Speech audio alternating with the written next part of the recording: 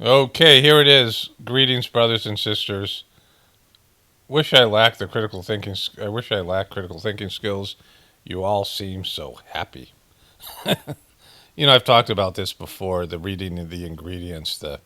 Um, anytime your um, consciousness goes to a different level. Today's Thursday, August 6th, and this video will be going up tomorrow at 2 p.m.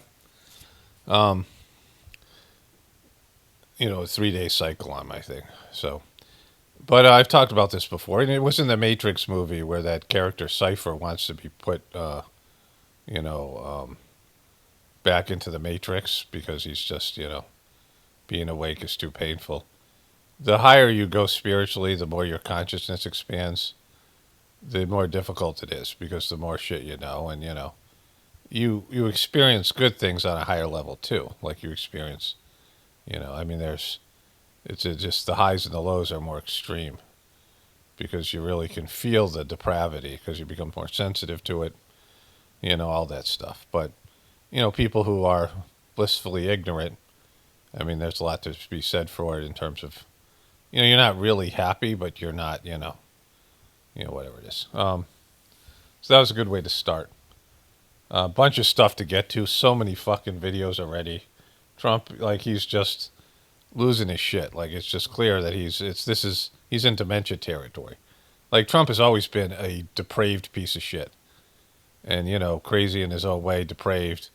And, as president, he doesn't have a filter, and that was kind of cool in the beginning, first 3 years of his presidency. It wasn't something that was going to be cool forever. It wasn't going to last forever. But, you know, now it's clear that he's fallen apart mentally with all the other stuff, with bad character qualities, narcissism, selfishness. He gives a speech and he says a lot of just fucked up things I've just seen so far on Twitter. Like there's just, a few things popped. He gave a long speech, I believe in Vegas. No tips thing. And, well, anyways, let's get into the stuff here. So this popped up on Facebook. This is from a while ago. Well, she starts off by saying this. Dana. So I'm just leaving work after a really long week, and so it seems like this was for the Kennedy video. But this is old. Like they started to try to do internet-like stuff. They all have podcasts now. She's doing these little short videos, trying to pop. And it's not, they're doing the same old bullshit, just at a different location with a different, modality. But, like, it's not working. Like all these mainstream media people. And this is from a while back because I scanned through their CNN channel here. I think this was from maybe Instagram, I don't know. But it's on Facebook. I don't know how all that fucking shit works. But, like, this is, like after getting her ass handed to her by Kennedy, it sounds like that was what she's talking about, her long week. there's one story I can't get out of my mind, and that is the fact that Jared Golden announced that he is not going to run for re-election. Now, I know you're saying, who? Who's Jared Golden? Why do I care? Well, we don't care. We don't fucking care. Like, that's the point. Well, he's a Democrat from Maine and represents one of the most Trumpy districts represented by a Democrat, maybe the most in the whole country. And he's not leaving, he says, because of that. He's leaving because he doesn't like it. And what he wrote in an op-ed, and I actually have it here, you're going to want to hear this. He said, "I don't fear losing. What has become apparent to me is that I now dread the prospect of winning. Simply put, what I could accomplish in this increasingly unproductive Congress pales in comparison to what I can do in that time as a husband, a father, and a son." And yeah, we've seen a lot of people leave Congress because they want to spend more time with their family. Sometimes it doesn't really mean that. Well, it always never means it. It never means it. Well, it just, But in this case, it's because he just is sick of the gridlock. He's sick of the... No, it's just, it's corrupt as fuck and you can't change, like, your job is pointless and your life is pointless. Everybody who focuses on politics and all these people, because there's the politicians themselves, right? there's the politicians themselves. And then there's the whole fucking political infrastructure of reporters, news media coverage, all the political business that's out there. I mean, people who are vendors, like if you're a caterer, and you may or may not get paid. That's the other thing.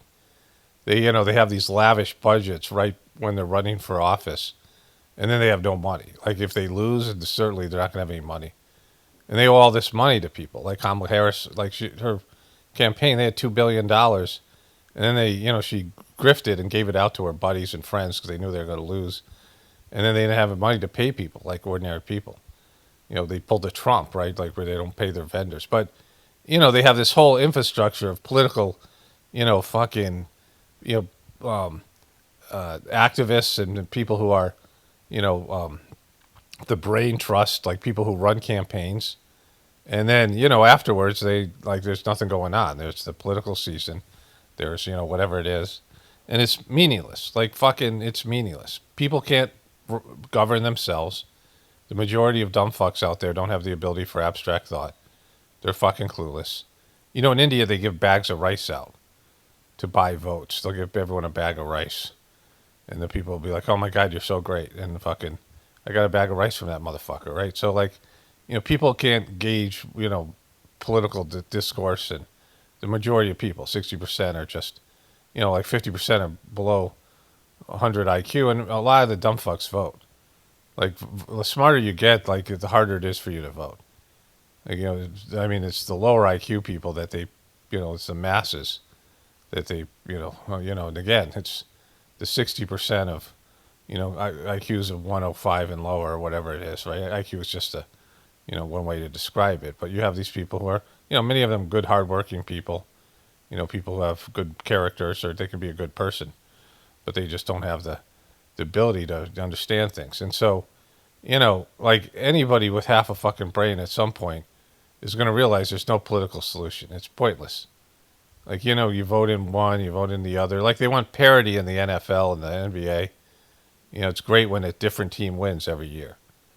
Everyone gets to celebrate and, you have your moment in the sun. Like it's great for the league. It's great for it's great for politicians to have your turn, my turn, right? And they're all run by the same thing. Like fucking everybody knows it. Like it's silly. And this guy, whether it's if his note's legitimate or not, realized he's completely fucked. I was watching the show. Uh, I like the show Alone. Like I like these shows where they have to do survival stuff. And Naked and Afraid's a little bit goofy, but they have these other shows. There's one called Alone, where the people are the biggest part is they're solitary, and they have like 10 different items they bring with them, so they're not completely naked and afraid. They have nothing, and they're out there, just being fucking tortured or whatever. But the show Alone, it's like they all lose their shit. And I've watched a couple of seasons, and I've watched the first season of Australia, and I started watching the second Australian season last night. And there was a woman, and her husband was on the first season, and he tapped out, like he didn't win. And she has a family. She talks about how she wanted to buy her land. She was one of some kind of she's from the Aboriginal people. And at some point, she was convincing herself to tap out, and she was like, I could be making memories with my family. and and she kept on saying it over and over again. And I could be making all these memories. And I told my wife about it. And it's our new joke, right? We could be making memories right now. Why are we doing this? We could be making, that's what that guy said. I could, I'm in here in Congress, but I could be making memories with my family. The whole thing is, so anyways, it's a shit show. There's a guy on the show who's a big rugby player. And he trained people in survival, all these skills. And he had a fucking panic attack that he thought was a heart attack because he was 60 years old. And I'm like, at 60 years old, like I would never do anything like these things, but I like the skills and, I learned things about, whatever it is, things that I use in farming. Oftentimes you have to invent your own things and come up with your own solutions when you're, dealing with nature and whatever it might be. And the guy starts having a panic attack. He starts crying like a little bitch. Like this big, tough rugby guy, might have been ex-military, and how scared he was. And he tapping. I'm like, you're not having a heart attack for 4 hours, bro. And it was the whole thing. Anyways, So there's that. All right. Um, let's move on to the next thing here. Okay, so just ate breakfast. Um, so my title of my last video was "What a Cunt." I've done so many videos over the years, and um, the whole thing of picking a thumbnail, making thumbnails now is a whole thing for me. The dogs are barking. It's fucking. Um, and the titles, but like what I've noticed is I could make a title about one thing in the video or two things or whatever because I cover a lot of different subjects, and sometimes I'll still do that because the whole thing, like I got to come up with a title. But if I do some kind of cryptic title where like people don't know who's a cunt, right? What a cunt, who's a cunt, and especially for possible new viewers or people who are iffy about watching every video, like there has to be some intrigue or whatever. But I got all these comments. I saw there was all the comments were like, "Oh, what a great title." So the title for this video is going to be a new season of Dementia Watch, and there was something else I was going to say. Yeah, and so featuring Donald J. Trump. So here it is. Yep. 401ks are the highest they've ever been by double and triple. Yep. And then I read where we're doing badly on the economy. By the way, job numbers. We have more people working in the United States today than ever in history. We're doing an unbelievable job. Costs are coming way down. I inherited, they talk about costs. I inherited very, very high costs, and they're all coming down now. The food, the groceries, it's all coming down. We've done a great job. I think we should be given an A+ on the economy, but I think that's coming. People are starting to talk about it. No, they're not. Like you just make shit up. But this isn't so much this is like classic Trump. This isn't a dementia Trump. Like I mean, a guy who doesn't have grasp on reality. But this is how Trump's going to go out. Like he just would pretend the economy's great. Like when these, I mean, you see like some of the prices, and if you're an older person, that's where the older people, you experience things in terms of the economic situation based in what money was valued when you first kind of recognized money, as a little kid and as you got older. Like what was $20 worth? What was this, the various things? What was it, what was like increments of money? Like what could you get for $1? What could you get for $20? And my wife was saying she saw somebody post saying we don't drink soda, but a can of Coke is over $1. Like a 12-pack of Coke is like $14. Like crazy shit like that. We used to be able to get a can of Coke for $0.25. So I mean, it's stuff. Or even I don't even. Probably when I was a little kid, a soda machine, whatever it might be, and that was like overpriced. Like if you bought it by a 6-pack, whatever it might be, like it's it'd be far less. Like if you buy a soda machine, like it's higher prices. You're always paying higher prices, like like if you went and got a can of Coke out of a soda machine or something like that. And so everything is just so expensive. Like you think about how things are, and people who are older, one, they remember money differently, right? And two, they're entering retirement going, I don't have enough fucking money. Like you go into retirement thinking you have all this money or whatever it is that you saved up, your pension, whatever, and you're on a fixed income then because you're not making more money. You're retired. For the most part, you're not making more money if you have investments or whatever you have, depending on how much money you have. But people go into retirement, and you have Social Security, which is going to be maybe not even there, but let's say it's still there, and you get so much Social Security. You were thinking it's based in prices. You remember prices from 20 years ago, and then even 10 years ago. But like you see the way it's going to go, and at some point, a loaf of bread is going to be like $20. Like that's $100. This happens in any of these economies. Like that's one way to pay off the debt is to devalue the shit out of the currency.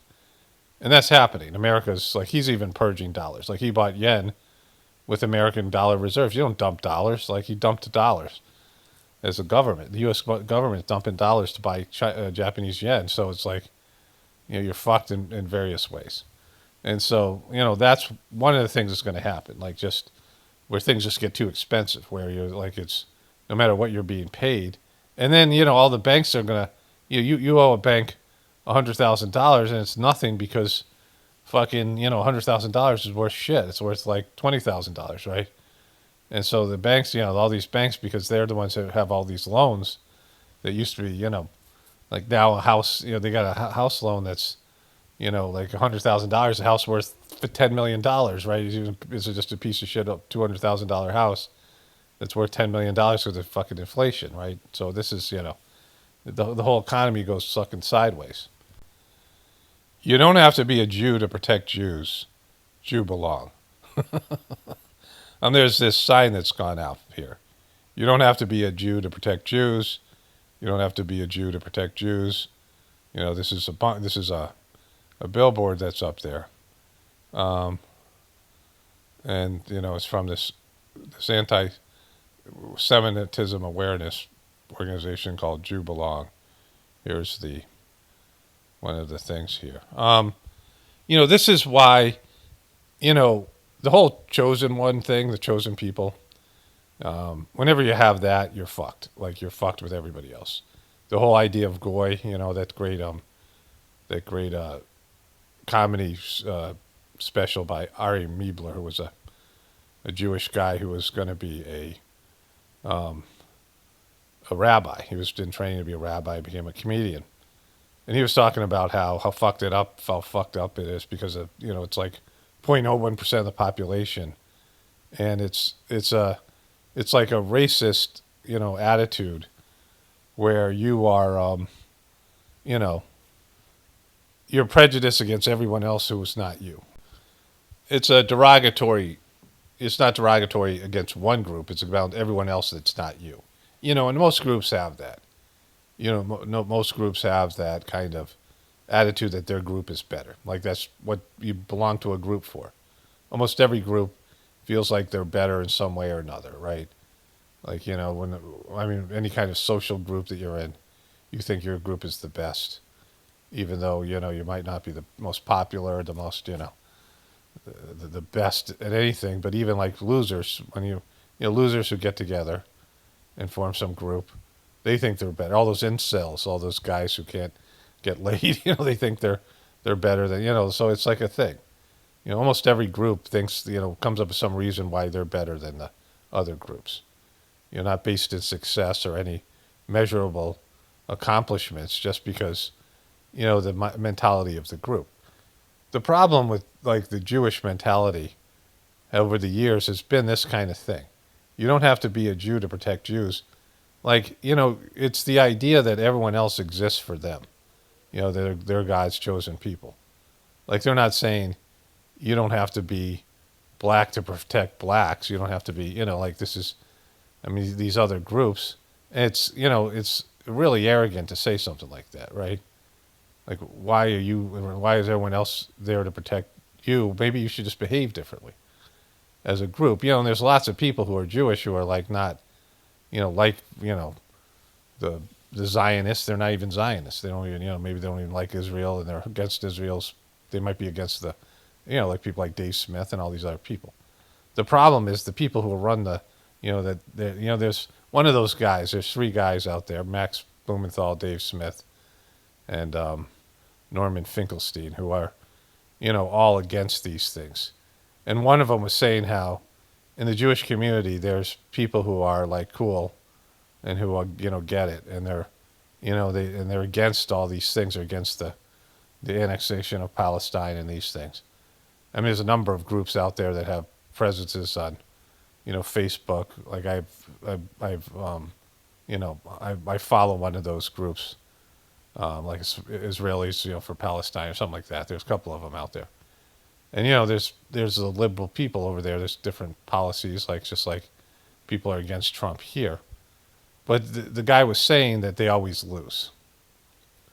They always lose because the other side has the money and the power, and so, this mentality. You don't have to be a Jew to protect Jews. What do they think people are going to react to this, right?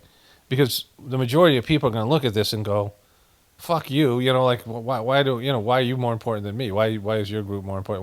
Why do I have to sacrifice for you? why don't you just fucking behave better? Why don't you do things that doesn't piss people off? Like, why don't you change, right? Why do I have to sacrifice for you? Like, this is the wrong fucking message. Like, it's almost like they're putting this out to make people dislike them, right? I mean, a lot of this stuff seems to be that way. Um, Here's the AI mode. So I've made note of perspective that statement. You don't have to. It's actually a central slogan of a prominent nationwide awareness campaign. The message is heavily utilized by Jubilog, a non-profit organization that fights anti-Semitism. They feature this phrase on a signature hot pink billboard across the United States, particularly around college campuses and major interstates. The core philosophy behind the campaign highlights several key areas: the role of allies, because Jewish people make up only about 2% of the U.S. population. The organization emphasizes that the Jewish community cannot fight anti-Semitism alone.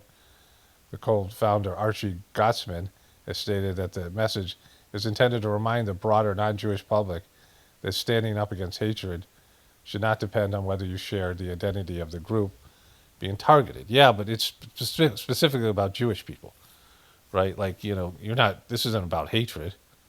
This is about, like, a group of people.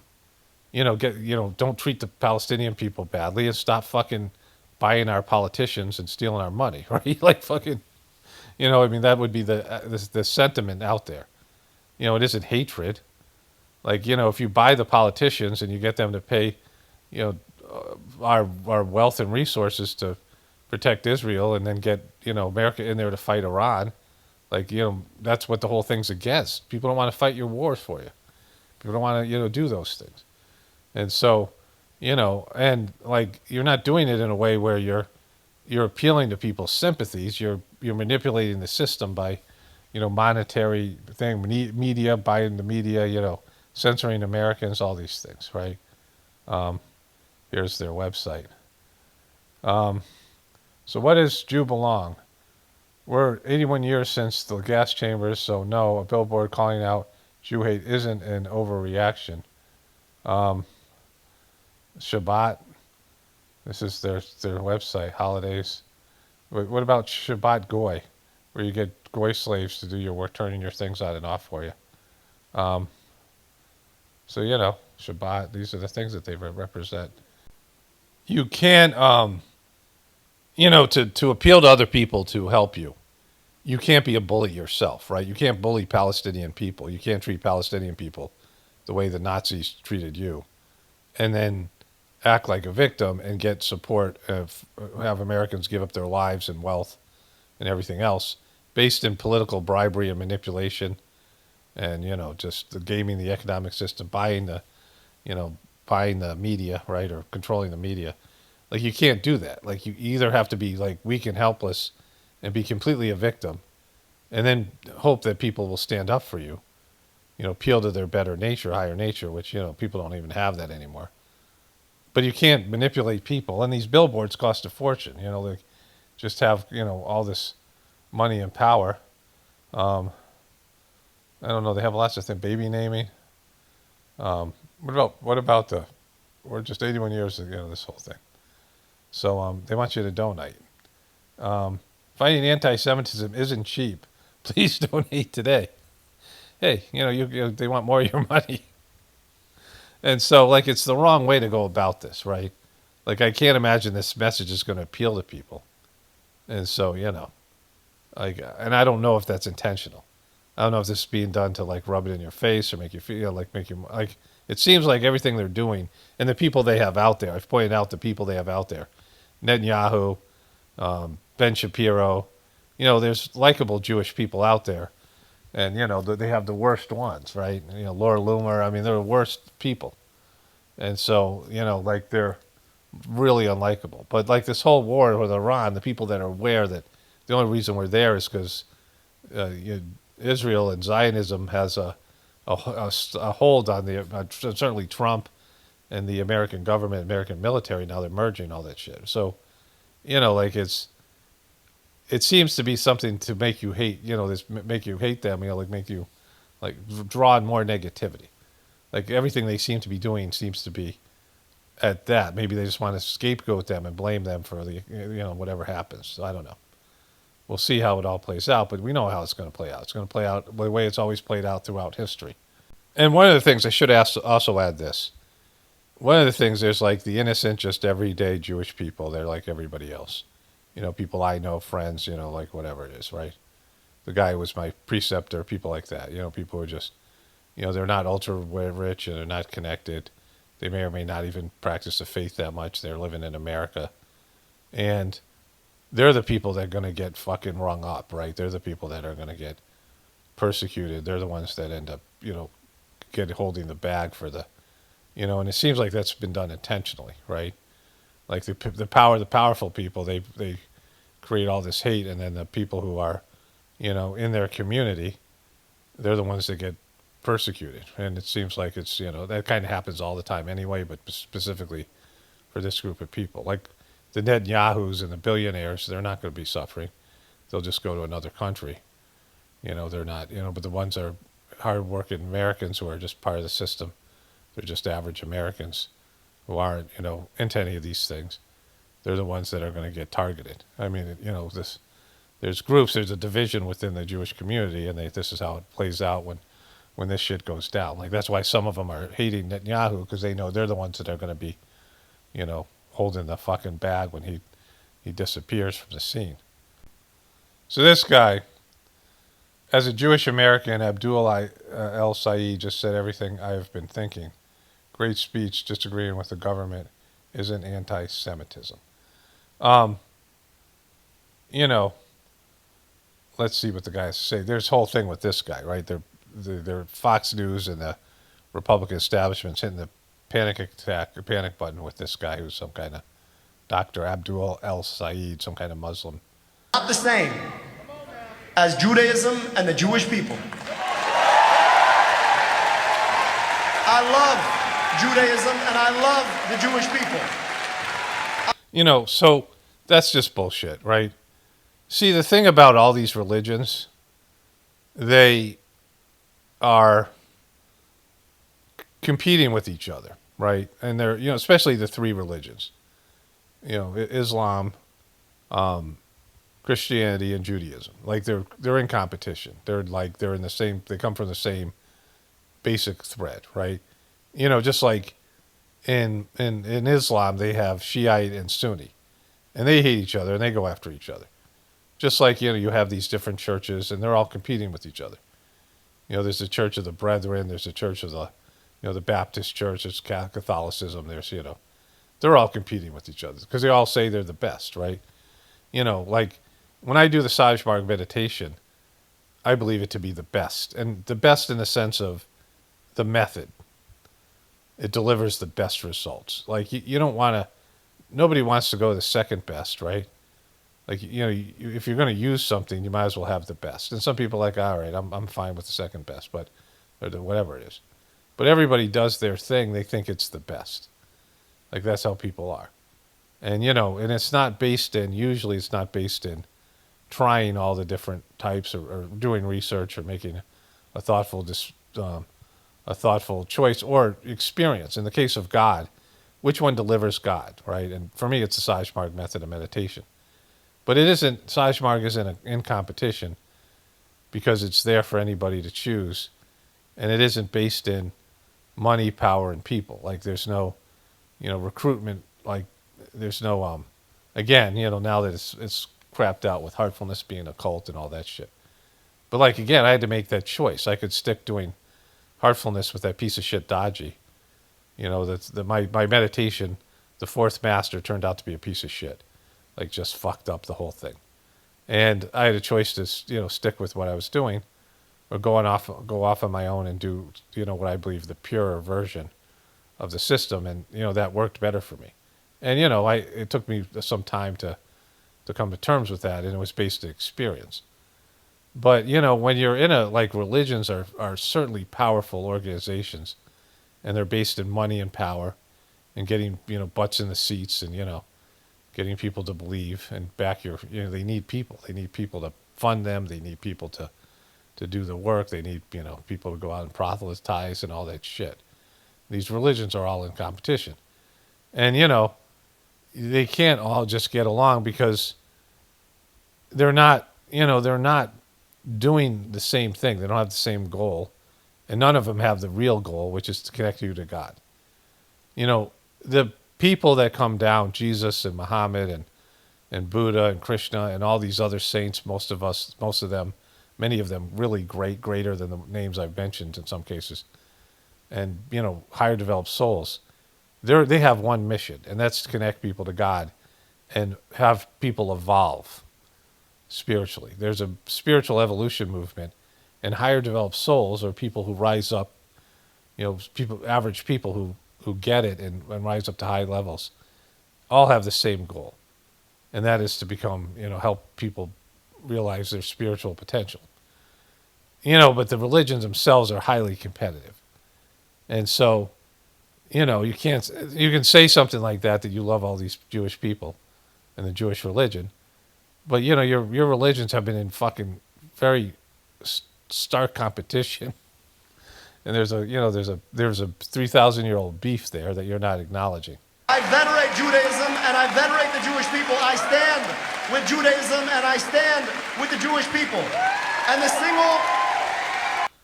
When people say they stand with things, it's so fucking gay. What does it mean you stand with them? Like, you're going to stand with them till what? Like, what would make you not stand with them? Like a gun to your head? Or a money, like $100,000 in a briefcase? What would make, when people say I stand with the Ukraine or I stand with Israel, like what would make you not stand with them? I bet there's something, and it wouldn't be a lot. Like, how much money would it cost to get you to sit down? How much money would it cost to get you to fucking, give up and join the other side? Like, or how much, threats or whatever it is, right? Like, because you say you stand, but like, that's like, you're only saying that, like, there's a price or there's something out there that could get you to sit the fuck down. Woo! And the single most dangerous thing that they've tried to tell us is that somehow they can extend the definition of anti-Semitism to include a foreign government and its leaders. I call bullshit. No. Boom. Exactly. Call bullshit. Look at this lady. She calls bullshit too. No. If you believe that anti-Semitism extends to include a foreign government and AIPAC, you are creating a dangerous circumstance. That's right. That's fucking right. So it is important for us to recognize that we love Judaism and the Jewish people because we love people. Yeah, I don't love people. I don't hate them either, but I love them. Like, I love certain people, right? But, and there is love that flows through me because of Sizemari's system. That's for all people. But, I don't love all of them, right? Nobody does. We love Palestinians and their rights because we love people. And we love that our tax dollars get spent here, on schools here, and healthcare here, because we love people. You cannot claim that human rights end at a border. You cannot claim that you want to invest. This dude with the signs just like fucking up. He thinks he's doing something great here. In our kids. To cover the guy up. When you send our money abroad to kill other people's kids, you cannot claim it. Okay, so there's a message out there that's resonating. It's taking hold. Some guy. Well, I'll show you the thing in a sec. It's one of my things coming up about flock cameras. But there's all these things out there. All right. Okay, so I'm editing this, and maybe there's something on a subliminal message, subliminal level, subconscious level. But when you see these fucking signs, you know how many political signs and protest signs I've seen? And maybe, like memes, sure. If they're like a meme, once in a while, one of them's good, it's funny, I'll read it, I'll crack up or whatever, I'll get amused, I'll point it out here, whatever. Or just in general. But has anybody looked at one of these fucking signs and said, oh my God, I've changed my opinion? Money out of politics, money in your pocket, Medicare for all. Is there any Republican out there or independent going, wow, I was going to vote for the other side, but I saw that fucking sign. I mean, have you ever looked at one of these signs and went, that's going to change my whole worldview. Like, have you ever read a fucking bumper sticker and said, I just had an existential crisis or awakening. I just had an epiphany. Like, it's just for dumb fucks, and I don't even know it's for dumb fucks to hold something up, right? Like, protests don't work, and signs are even stupider. There's no point to them. It's just retarded. It's retarded. So this guy, A wild story tonight where it appears nearly 20,000 people have vouched for the whereabouts of a man accused of destroying flock cameras in West Virginia. Thousands of people have publicly said they were with or saw 20-year-old Wesley Jackson during the time he was accused of the crime, with comments such as, "Couldn't be him. He was helping me replace the roof on a homeless shelter. And I saw him serving at a soup kitchen at the time of the incident." right? So flock cameras are fucking. They're government, your taxes that are paying to spy on you, with private institutions, and they're like right outside, on your street. You can see them. It's a whole thing. I think most of you guys know more about it than I do. My wife has told me about it. I've seen a few things on it. And people are destroying them, which is a felony.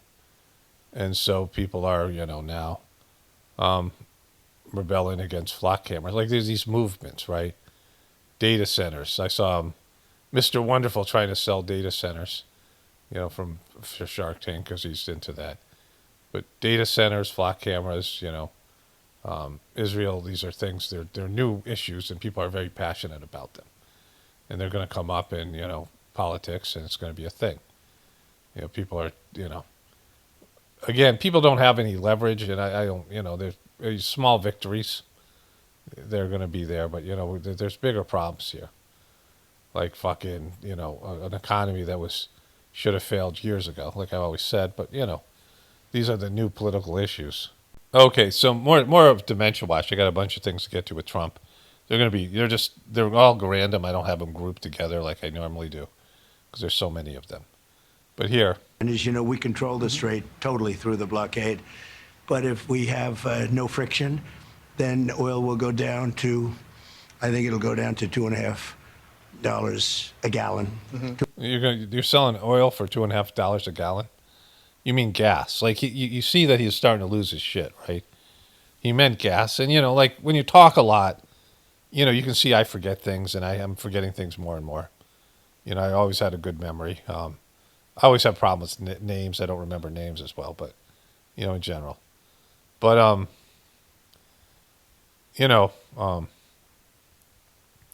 I lost my train of thought.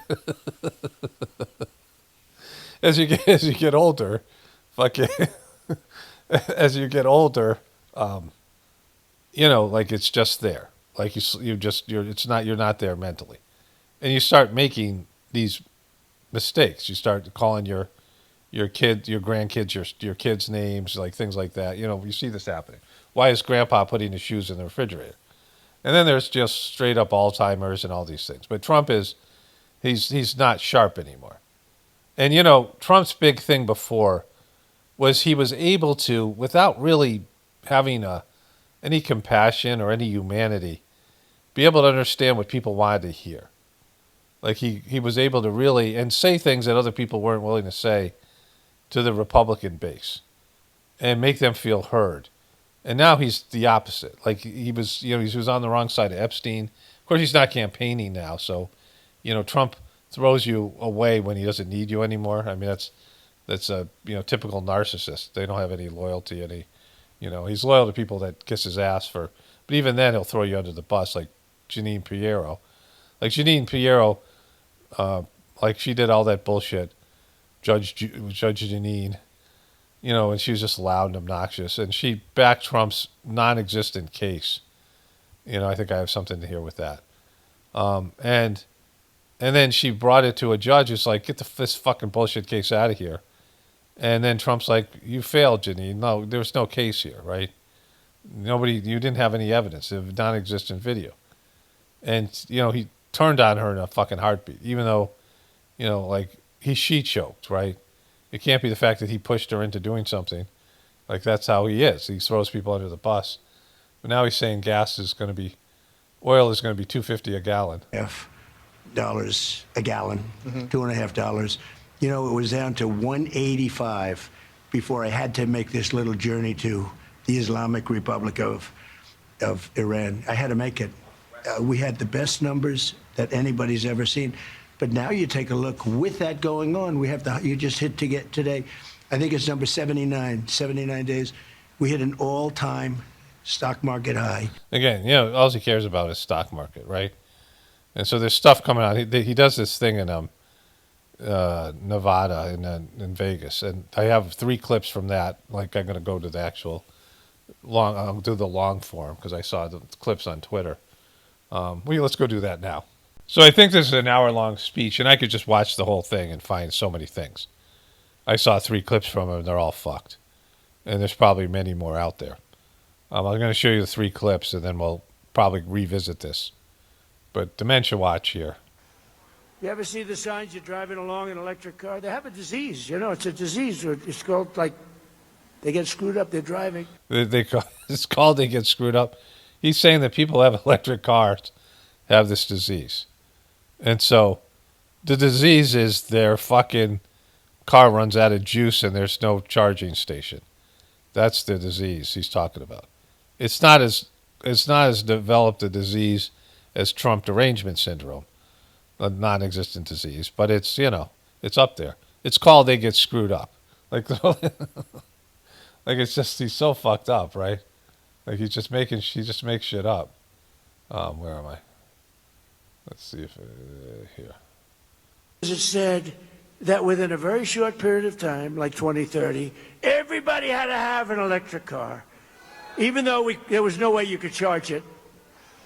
You ever see the signs you're driving along in an electric car? They have a disease. It's a disease. It's called, they get screwed up, they're driving, and they realize their battery's getting low, and if they start thinking about it, when it's 3/4 full, okay, it loses a little bit. It said, where am I going to? And you're driving down the highway, and you'll see a sign, electric charging station with an arrow, 89 miles to the right. That doesn't exist, you fucking crazy fuck. First of all, you said a disease and it's called, and you're like, you realized I just made that up. There's no name for it, and I don't have a name here. Have you ever been driving and seen, a sign for electric charging station? I guess he's talking about the highway. But have you ever seen a sign, hey, electric charging station? I've never seen one sign. I barely see them, right? Wherever they are. But, have you ever seen a sign that says electric charging station with an arrow pointing? It's like a cartoon. That's like fucking Wile E. Coyote shit. This senile motherfucker. He's seen signs out there, Acme, they're 86 miles this way. It's like a sign Wile E. Coyote put up to lure the roadrunner.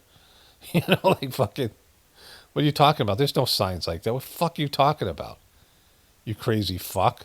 There's no disease for this. Yeah, people with electric cars are running out of fucking juice and being fucked because, there's not enough charging station. But you're the guy who says, as much of electric cars are a problem in terms of electricity, whatever it is, I don't know how much they are, but as much as you're saying that there's not enough charging stations, there's not enough power for your fucking, data centers, you piece of shit. And they say they're going to build power plants out of what? Nuclear, water, how are they going to generate the power? They need something to generate the power. You just don't make a power plant. There has to be something. Either it's got to be nuclear or something else to generate the electricity. And the nuclear power plants, we all know what their fucking potential is. You fuck. You senile fuck, right? People are crazy. And I like electric cars. We sell 7% of our car, despite all of the taxes and all of the things that we gave away, 7%. But the thing is, we have unlimited, we have more gasoline, but we have more oil and gas than any country in the world. Now you add Venezuela to it, add that, and we have 60% of the world's oil and gas, including Venezuela. Think of that. What a great thing. By the way, we have a great relationship, I want to tell you, with Venezuela. Yeah, because, we scared the shit out of them with your fucking technology that made everybody numb and they couldn't move. Right? They're like, what the fuck is this? All right, let's go to the next piece here. All right, so there's going to be a bunch of things about the radical left I have here, and there's going to be more of this. The commies, they're calling them commies now. And it's problematic. This is just before he got the electric car thing. Maybe they just don't watch television or read the newspapers. Thank you very much. Let's go back a little bit, see what the fuck he was talking about there.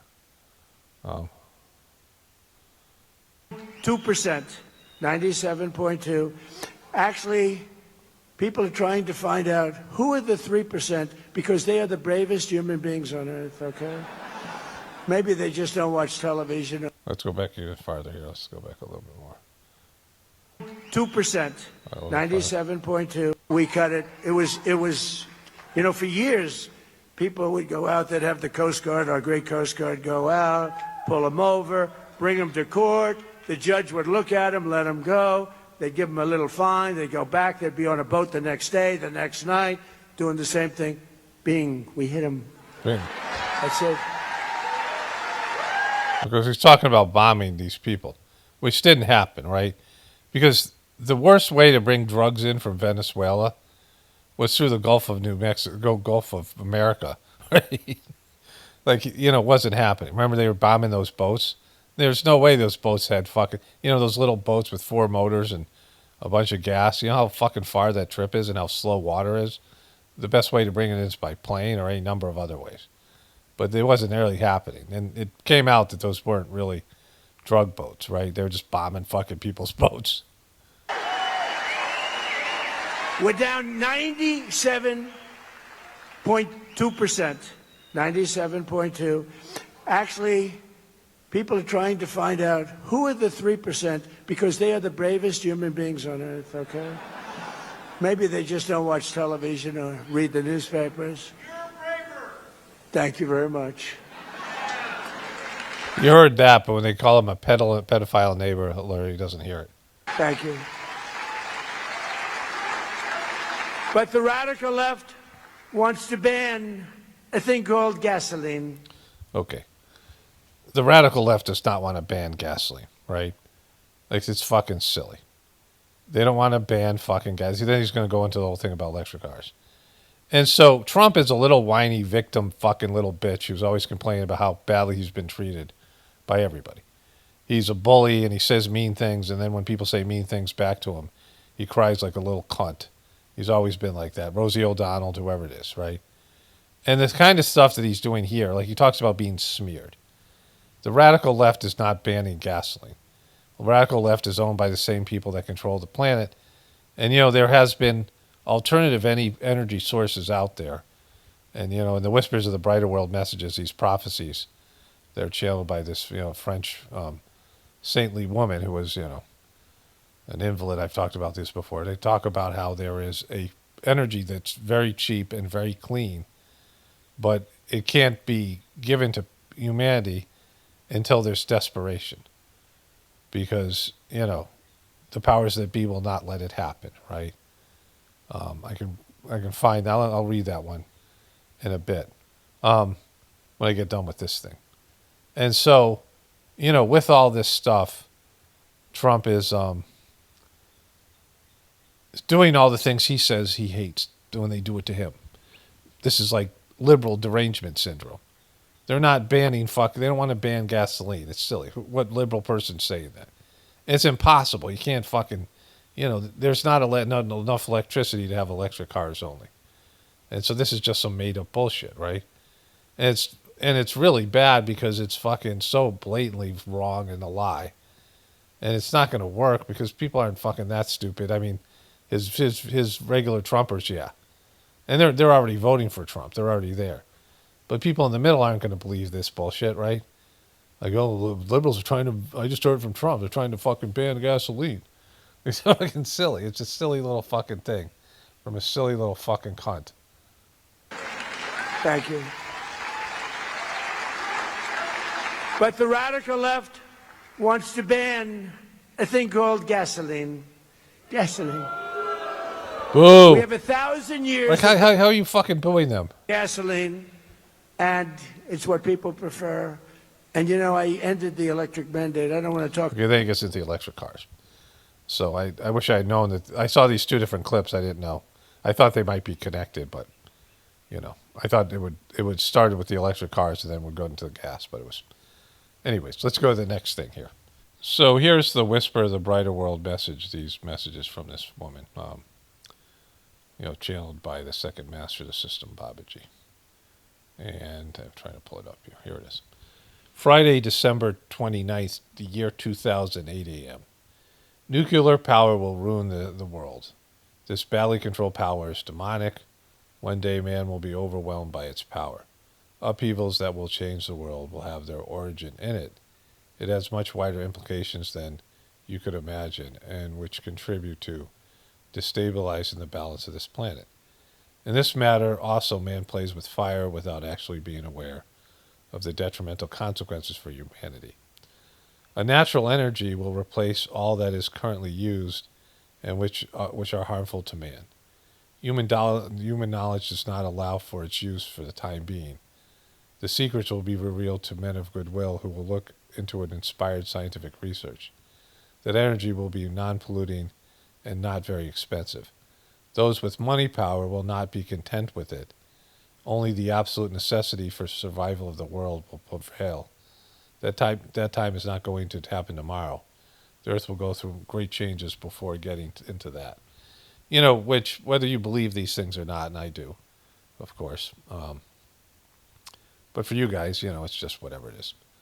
But it's been said over and over again. There has been, of course, the Tesla free energy, and there's been all these ways that the energetic system, there's some kind of energy out there.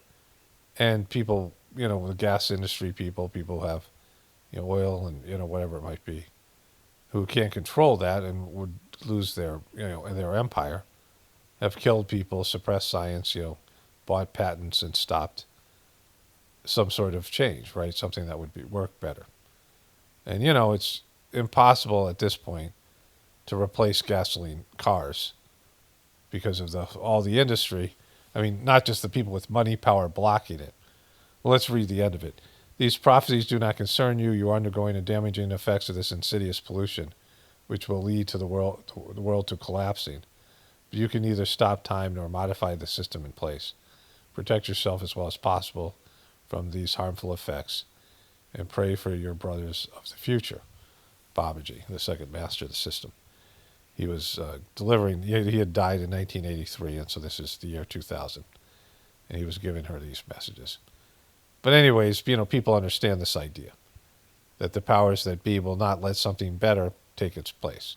All this stuff about global warming, pollution is the worst thing, because it affects other species, the planet, and future generations of people. And, the majority of people are worthless and unhappy and are, just consuming and shitting out toxins and toxifying this world without, enjoying themselves even. It'd be one thing if there was enjoyment, but it's just miserable people stuffing their ghoul holes with fucking, resources, and this is what's happening, right? It's the worst thing. Like, you're not even happy about it, and you're still willing to pollute and, be like a virus on this fucking planet. So anyways, that's what I'm... when Trump talks about these things, this is what I'm referencing. Let's move on to the next clip here. I don't know who this fucking guy is, but he says some fucked up thing here. So, you know what? I just want to build on what the president has been opining about here in the last 4 hours. He cares about America, right? He does not care about America. You fucking... Like, the one thing I could say for certain, Trump cares about himself and himself alone. He does not give a shit about America. Not the America that you fuck, like just these dumb fucks, right? The evidence is overwhelming. Everyone should realize Trump does not give a shit about America, right? Like, I don't care about America. Trump cares less about America than I do, right? Oh, fuck. I lost it. I gotta go back and find it. Okay, so I accidentally clicked the wrong thing here. That's good. He cares about America, right? Woo! Woo! He does. Woo! He's so much that he solely does. Woo! Quite often when the press and the media runs them down, They think about, he's taking care of his billionaire friends. But those billionaire friends provide jobs. Woo! He just admitted it. Holy shit. I don't know who this fucking guy is, but he just admitted it, right? Like, he is taking care of his billionaire friends. But, they create jobs. No, they don't. This is trickle-down economics that comes from Reagan. And it says that if you give the money to the top wealthy people, they will invest and do things in America, and it'll trickle down to you. And when you give the money to rich people, they hoard money. It doesn't trickle down, right? They might pay you fucking slave wages to whatever, but it doesn't trickle down. They're fucking hoarders. The thing about rich people is they have a mental disease called hoarding. President Trump makes up these fucking gay-ass things about electric car people and Trump derangement syndrome. But people who hoard shit, it's a fucking mental disease. People who hoard resources, it's a fucked up thing. And if you go into a hoarder's house who's hoarding, fucking anything and everything, there's a show called Hoarders out there. I've never really seen it, but, you look at these crazy fucking people who's with their messy houses. They got rats and shit living in there because it's just hoarded shit, right? And, you go, that person's crazy. But if somebody hoards $1 billion worth of money and resources, that person's supposed to be, somebody on the top of the pyramid? No. They're fucking crazy hoarding pieces of shit. There's something wrong with them. They have some kind of depravity in their system, deprivation, that they're hoarding resources, right? That could go to other people. I mean, they don't have any compassion, any, kindness, anything, feeling for other people where they could help those people because they're, they have, that famous scene in Wall Street movie where Charlie Sheen says to whatever the guy's name is, who stars in that, Kirk Douglas or Michael Douglas, and he says, how many yachts can you water ski around? These hoarding people are not happy, right? And so it doesn't work that way. And this guy just admits it. Trump is taking care of his billionaire friends. That's who Trump cares about. He can't care about America if he cares about his billionaire friends, you fucking lying sack of shit, right? You can't care about both. The billionaires don't care about America. They're global people. They can live anywhere. They have the resources to just go to another country. And they travel all the fucking time. Sometimes they're not even American citizens, and Trump's taking care of them. And the money does not trickle down. And they're cheap. Trump is a cheap fuck. He wouldn't pay people. He wouldn't pay his vendors. I've talked about the stories. I've heard about that. And it's been out there. Trump never paid his vendors. Hardworking people, small business people. People think, oh, this guy's rich. Some of that money is gonna come to me. And people who are rich are always fucking hoarders. People who retain wealth, they grab onto it. They don't give it away. And they win any kind of business deal with people who are not wealthy. They win them. They win it because they have better negotiating skills and they're more grabby. They win. They don't fucking, just give money away.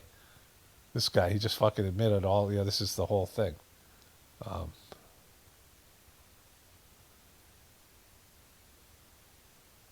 Then when the press and the media runs them down, they think about, he's taking care of his billionaire friends. But those billionaire friends provide jobs.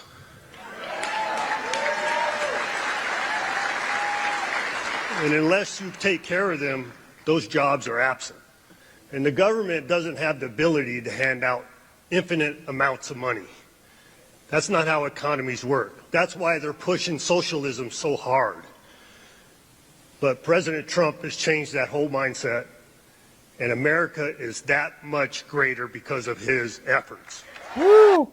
But when he hands money out to Israel with no return for the American people, when they just hand taxpayer dollars out, that's what they do all the time. They just hand it out to rich people. They take your tax dollars and they just give it to rich people. And they're like, oh, go build businesses. Well, no, they're not going to do that. They might. Data centers, they don't fucking provide jobs. Construction jobs, and that's it, right? That's not fucking, this is what we're talking about. And these people are cheering as they're being robbed. They're admitting they're robbing them. And it's not lost on me no tax on tips benefits more people in the state. Yeah, so I guess that is only on some kind. It's not on all of it, right? I think it's, is it like they have, no tax on overtime was like just on the over. I think these things are just, they're not as good as people think they are. But anyways, this is, that's also handing out money, right? That means if you're in the service profession, you get compensated, but they don't tax you. Like that's good if, I used to wait tables. That's great for people who do that. And now everyone wants a fucking tip, right? Like everywhere you go, the tipping thing's out of hand. Just for picking up some food, they want you to fucking, where there's no service at all. To ensure prompt service is what tips is, to ensure prompt service. And, not everybody deserve a tip, right? Anyway, so this is, they just admitted that Trump's an elitist. What's wrong with the Donald? Does he think he's kneeling in front of Netanyahu? Close your eyes and open your mouth. Do you think Netanyahu's there with his pants down? And you're on your knees, Donald? What's happening, bro? That guy was named something Lombardo. He's a former police guy in Nevada, obviously, probably on the corrupt side, right? But here, I love tariffs, right? Because we've been screwed by tariffs used against us for years by China, by Japan, by South Korea, by Germany, by everybody, by Canada. Canada's nasty. They are. They're nasty. People think Canada, they're nasty. I love the people, but they're nasty. they nasty. Nasty leadership. And Mexico, they all did it to us. They all did it to us, but you corrected it. He's just like such a piece of shit. Like, nobody takes what he says seriously because he's always saying shit like that, right? You can't say that about Canada, right? Canada's not now. They're liberal and they're fucking, they're all fucked up over there, but like it's not, I mean, politically, the people are nice. But, like you just can't say that. America has a positive relationship with Canada. And Trump just, he just shits all over everything. And because he doesn't care about anybody but himself. He doesn't care about how he affects anything. He doesn't care about how, especially if it isn't like the rich people, the wealthy people. And even those people, when it comes to it, he'll choose himself over them. Because he's a fucking senile, narcissistic piece of shit, right? So, when Trump was having his meltdown about the whole, the cesspool, I mean, the reflecting pool, I saw it on this show, Deadline at a White House with Nicole, the Witch School Wallace, right? And I wanted to get the full clip, so I, like YouTube recommended this, and I saw the clip, and I wanted to see the whole thing. So I went and found the whole thing on Twitter, and eventually I found longer parts. I covered this like 3 days ago. And I had left the video up. And the video, watch Nicole Wallace here. It's like she's so fucking weird. I think we touched an. What the fuck was that? I think we touched a nerve there. Donald Trump lashing. How fucked up these schools are. Like, Jesus fucking Christ. You want to save humanity? Like, stop being so fucking weird, right?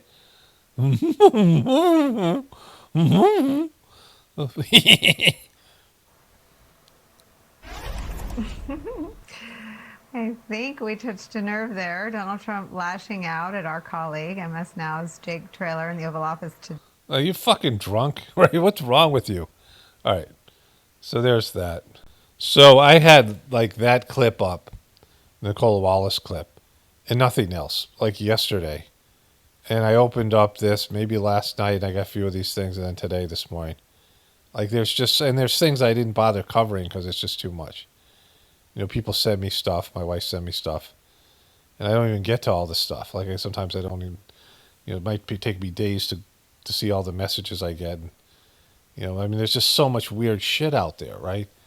Like there's things I click out of the tab and I'm like, oh, I hope that wasn't something, and I forget what I do. I miss out. I don't remember what it was and I don't cover it, or just things that like I got too much stuff here. I can't cover all this. And I leave it up for a couple days. Sometimes I get to it. Sometimes I don't. The fucking weirdness out there. But anyways, Speaking, look at these two fucking guys. Look at these two fucking cunts here. Is that where the energy is? They want to cancel Thanksgiving? They're crazy enough, yes. They want to cancel Thanksgiving. They want to cancel Christmas. Look, That's what are you talking about? these communists hate America. They hate capitalism. El Sayed is also an Islamist, as is Mondami. And look, you see the green-red convergence where the communists and the Islamists, they want Sharia law, they hate Jews, they hate Christians, they hate capitalism, they hate America. All of this is coming together in a way that is really a toxic, toxic stew. The toxic stew. This guy's so fucking weird. And Jesse Waters is so obnoxious. They're just these fucking cunts, right?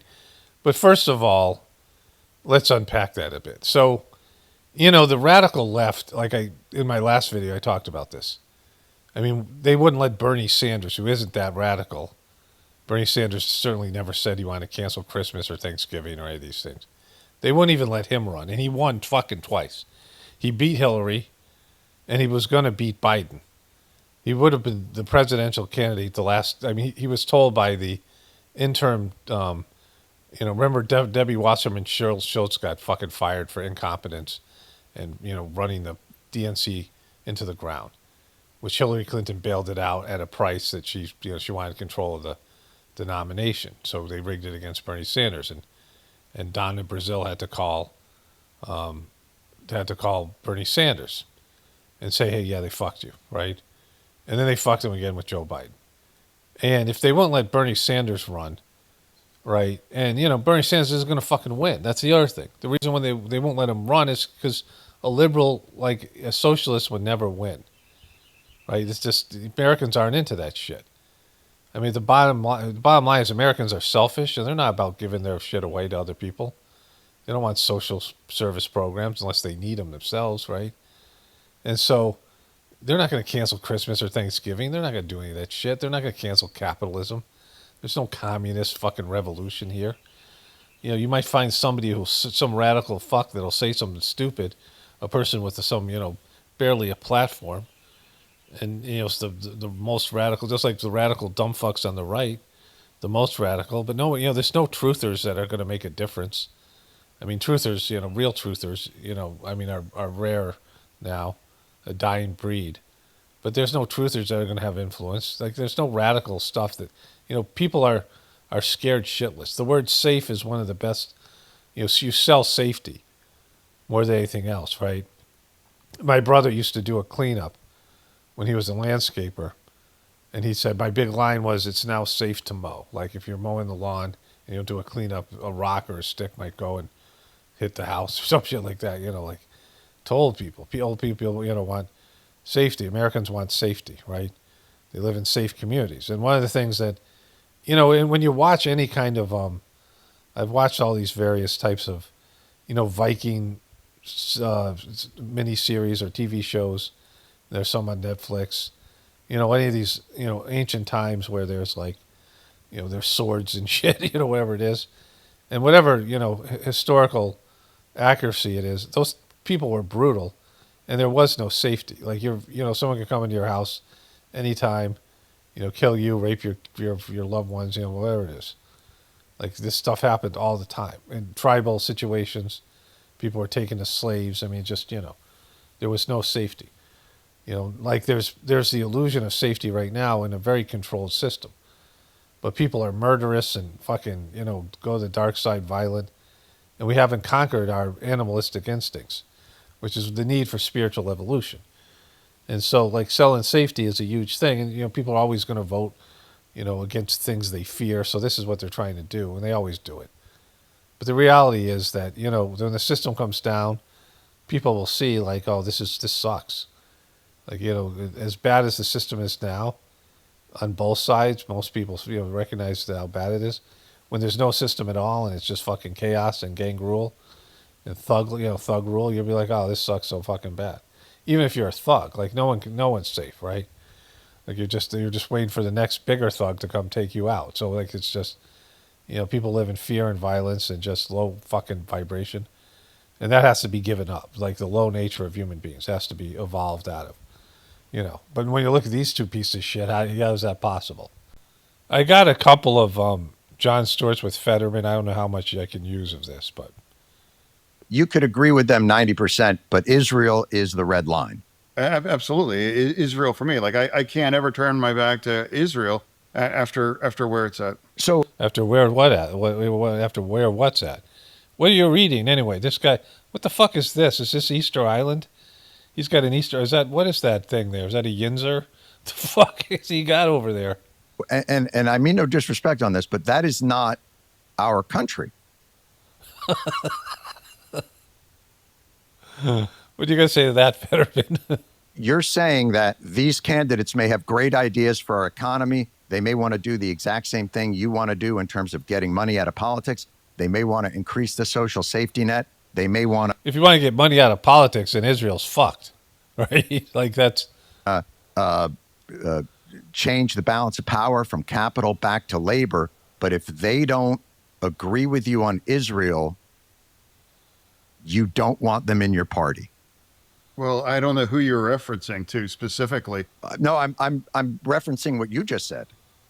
Name So one. in other words, Syed or AOC or Bernie Sanders, I assume you agree with a lot of what they say economically. And what I'm saying is, like, if you are a DSA member, if you are a member of a specific political party, run under your own banner. And now, I think Bill Maher said something very insightful. He said, did he? Did he say something insightful? How do you remember that? With your fucking audio processing issues. you know, the DSA are colonizing the Democratic Party. So just be Democrats if you're going to run under the Democratic Party for that. Why have a DSA party for overall?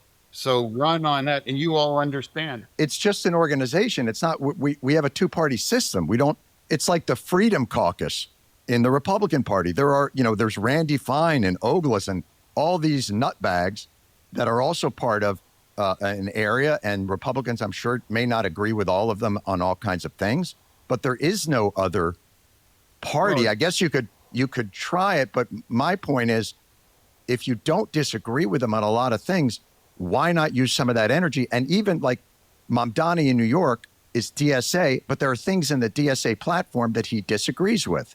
And I'm assuming there's probably things in the Democratic platform that you might disagree with, but you don't disavow the entire thing. You're literally saying we can all have discussions, except when it comes to Israel, which is not America. It seems like a weird line to draw. Well, so then, I don't think that's weird. I think what history demonstrates is that when people or a government or people turn their back to the Jewish community, things end really badly, and it's a dangerous. Jewish community and Israel are not the same thing, brother man. Fuck. What do you mean they end really badly? For who? For the Jewish people? For the fucking country?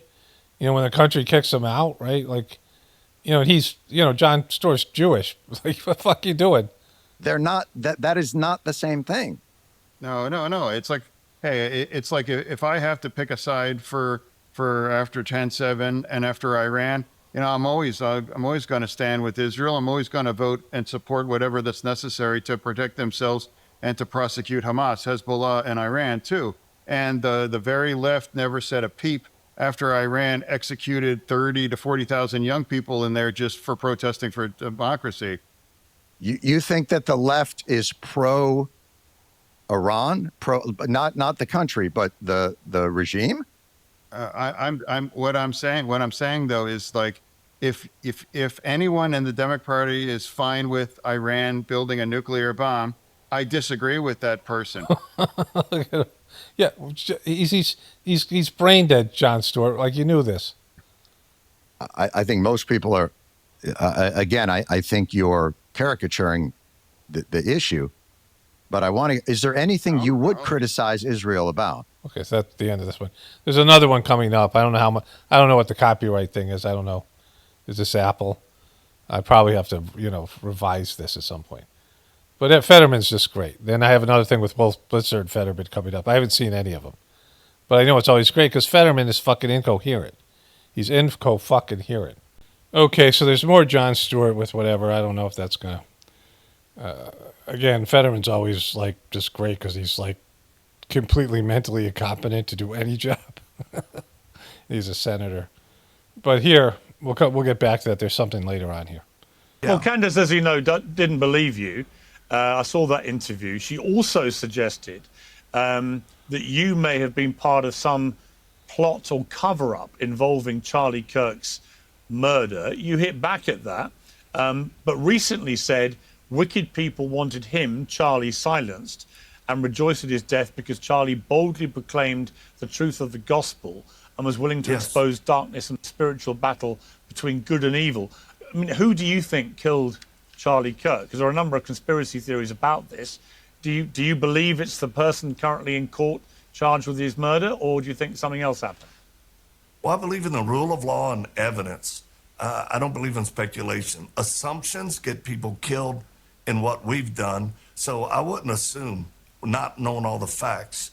But I do know this, that what happened with Charlie is the manifestation of evil. And people celebrating his death from around the world, especially here in the U.S., versus those who love him, it shows that wickedness and evil is real. Oh, my God. So, the thing about this is these people don't understand that, your religion or your belief system or whatever it is, like Charlie Kirk agreeing with that and pretending to be a Christian, does not make you good, right? Like you can be, very into your religion and living by its, all of it, the Bible, whatever it might be, whatever religion it is, and you can still be an evil prick. Like you can actually do good works, you can volunteer places and do nice things for people, and still do evil, right? People all have the potential to do evil any second of the day, which is evil by its definition is doing something that goes against God's will. And clearly Charlie Kirk was not doing what God's will was, right? He was doing what his Israeli handlers were paying him to do, which was to go out and to promote a genocide, right? To talk college kids down from their, being upset by the horrors that were happening in Palestine. And so he was an evil piece of shit for that, right? That was evil. Backing an evil empire, backing evil empire in America, or promoting it, promoting the evil aspect of it, and then doing what he was doing for Israel. And so, like, evil didn't kill Charlie Kirk. I mean, you could say the people that behind it were evil because, they're doing evil shit, or whatever that was that happened to, whatever that fucking thing that we saw.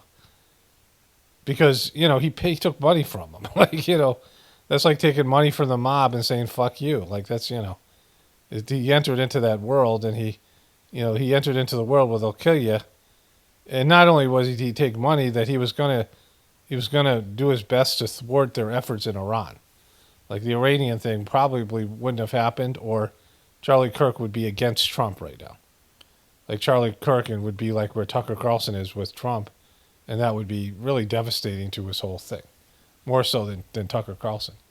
But these people think that they're on the good side when they're clearly fucking not.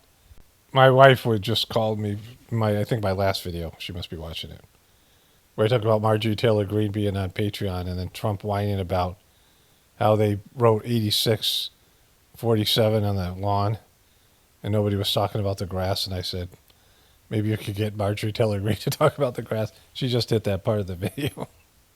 She called me because she was cracking up. And, it only costs like $150 or whatever, $140. It's a steal at half the price. Somebody else wrote that, Marjorie Taylor Greene shows that she can be bought. And of course that does. Like, you're just selling yourself in the most demeaning fucking way by being on Patreon. If you're like an entertainer, like a celebrity or an actor, that's what you do anyway. But if you're a politician or it's like a journalist and you're on Patreon. Anyways, let's see what Trump has to say here.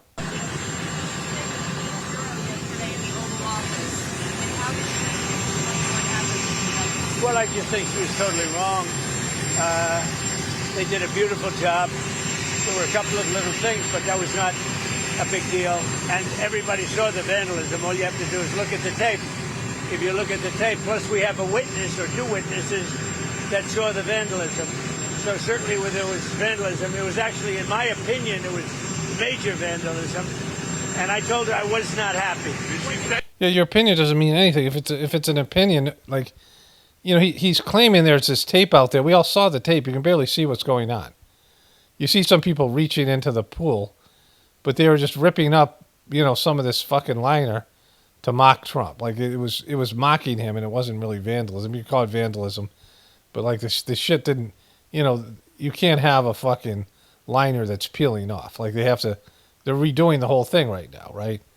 The liner didn't fucking take, and now, I mean, stripping that shit off is way worse than putting it on. Like when I had to redo my tub, which I just talked about, or when I work with the fish liner, you know, I have a pond liner. Getting the thing out is a lot harder than putting it in. I mean, you gotta fucking dump the water, and there's gonna be all kinds of dirt and sludge and shit. For me, there's rocks and cement blocks I put in there for the fish, or you know, for the tub, I had to sand it off and get the rust off as best as I could. Like that was a lot harder than fucking slapping some liner on. I mean, that's the easy part. And so whatever liner that did stick to the, you know, to the rocks or whatever they have down there, they have to get all that shit off and then put another more, you know, liner that works better in there. And then, you know, we'll see if that takes or whatever. Maybe they put the water in too quick because Trump's so fucking, no, let's just do it. Like, you know, doesn't read the directions. I mean, who the fuck knows how all that shit went down? But you can't tell if they're doing any vandalism. He said, my opinion. Yeah, your opinion isn't fucking fact. Like, you know, that's not evidence. Well, the president thinks it's vandalism. Fucking, you know, who gives a shit? Right? Like, you know. Are you going to keep her in the position? I haven't made a determination. You're going to fire her for fucking, you know, doing your, I mean, being a taint licker is what it is. Like, she should have told him straight up, this isn't enough evidence. But she just did, you know, no one says no to this piece of shit. See, the thing about it is, Trump's dumb fucks. He goes to these rallies and the dumb fucks cheer him on. And I know they see that he's slipping, and I know they're not as enthusiastic and, you know, whatever. Sometimes they just go to a rally, maybe, you know, they want to meet chicks or something. You know, they want to find other people, whatever reason they're going. And they're going to, you know, it's a party, and they get into it. I mean, it's not as fun as it was when he's running for president. You know, the energy that's at these events. And, you know, all the people kind of agree with you. They're all the kind of the same people. It's like you're with your people, you know. But the reality of the thing is, like the number of times he said, we can't let Iran get a nuclear weapon. And the number of times he said that he kicked Iran's ass and we already beat them and declares victory. And then the number of times said he's had a deal. You know, the things that he repeats over and over again, telling people that, you know, gas prices aren't that high, you're wrong, and the stock market's up. I mean, he makes these mistakes over and over again. Saying the same thing, making promises, declaring victory. You know, George W. Bush, he got up in the Iraq War on an aircraft carrier, and it said, whatever, it was a declaration of victory. It was a famous picture where behind him there was a banner that said, hey, we just were victorious. And it wasn't him saying it, right? And the war just went on and lingered on for another 2 years. And like they tagged the guy with it. Like it was like a black mark that was on him, you know, like a fucking scarlet letter. There was, you know, whatever it is, you know, I could find that thing. But anyways, he, you know, whatever that thing was, it was just a simple picture and a meme and like a, you know, I mean, Trump acknowledges or announces something or promises things on a daily basis that turn out to be completely false. And he does it over and over and over again. And nobody's talking to him. They can't control him. You know, they all know. The Republicans are taking a beating, and, you know, I mean, he's just driving the party and himself into the ground, his reputation. And there's, you know, there's lots of dumb fucks out there still, and so they're, you know, it's like what happened with Fetterman. Fetterman got up and gave the worst debate performance in history, and Joe Biden's team was like, it seems like he didn't lose any points. Like, how is that possible? The guy said, good night, everybody, when he started the debate. And so, you know, that's what the problem is with, you know, these people that are just so fucking stupid and just so low consciousness that they, you know, you can be this sucky. Like, Trump's demonstrating how sucky you can be. You know, if you win them over initially and you get them going on your side and you make it us against the world, and they go all in on you, like there's just, there's no stopping there. I mean, the Democrats are a little harder for them to do it, but for Republicans, they have a recipe here. Iran, as an example, will never have a nuclear weapon. They already can't, but it's going to be formal. The straight. So you mean they already can't, but you want it to be formal? Well, why not fucking just say, all right, they can and pull out? Like, if you've done the job, what are you talking about? You've just contradicted everything you've said. That you don't need them to agree to it. And then if they do agree to it, their government might collapse. And so the agreement isn't going to hold. So have you taken enough of their infrastructure down? Of course, he's always lying and bullshitting about it. But he backs himself in a corner, and it never comes back to haunt him, right? It's going to be open very soon, or they're going to get hit very hard, and then the strait's going to be open. And we were going to a tremendous attack, the biggest since World War II. And they called me and said, very politely, please, can we talk? Can we talk? They didn't want. And very politely, I said, yes, we can talk. And he's not talking to them. Who did you talk to? Fred or Bob? Sam? Who did you talk to? Let's get it done. Finally, let's get it done. This should have been done by other presidents for 50 years. You keep hearing 47, but that's been for 3 years now. It's been over 50 years. Other presidents or other countries should have been able to do this. And I did something that I had to do, because if they had a nuclear weapon, this whole world would be a different place. Okay. Fucking nobody believes your bullshit. But, like, who did you talk to? They don't have a phone line. Like, they have to go through Pakistan. Pakistan is in between the Iranians and Americans in terms of negotiation. Who calls you up? They called you, have your phone number? Please don't hit us so hard, Mr. President. Please don't. Can we talk, please? Please. It's me. Terrence. Sir, thank you for doing this for us. We very much appreciate this. One of the big stories of the day, we'll talk about the markets. The markets were way up today, but one of the big stories, of course... Markets, good. The stock markets are up. That's, that means everything. Like his rich friends will all be happy with him. Is the primaries in Michigan specifically, where all his Epstein pals will be happy. Looks like Abdul El Sayed is going to win, has a very good chance to win that Senate race, at least his primary race. What do you think about the traction these candidates who are backed by the DSA and members of the DSA are getting? Well, I think it's crazy because they're going to ruin our country. They want to, I don't know if they want to. I think either they're very naive or they actually want to ruin the country. No matter where you look, go back 1,000 years with different names, anybody doing what they're doing and what they're espousing, everything turns out to ashes and junk and filth. Okay, so actually you're going to have to name names, because going back 1,000 years, what are you talking about, right? So America didn't exist. So going back 1,000 years, what empires are you talking about? What kingdoms are you talking about? Obviously he's talking about liberals, but there was no communism then. Like, what are you talking about? Like, what, people who went against the ruling establishment? People who didn't bow before the king? I mean, what are you talking, like, people who wanted their fucking human rights? I mean, it's America, you dumb fuck. Like, what these people are doing, again, these are liberal pieces of shit that suck. I'm not endorsing what they're doing. But, there was rebels here in America. The same thing that you're saying about these people is what the king was saying about American revolutionaries, right? Calling them terrorists and these things, same kind of thing. I mean, not that they called them terrorists, but, they're basically the same idea. Like the people in power who, when people come to take their power away, they always, talk about people in the way you're talking about them. Like, what are you talking about, right? Filth. Filth. Junk and filth.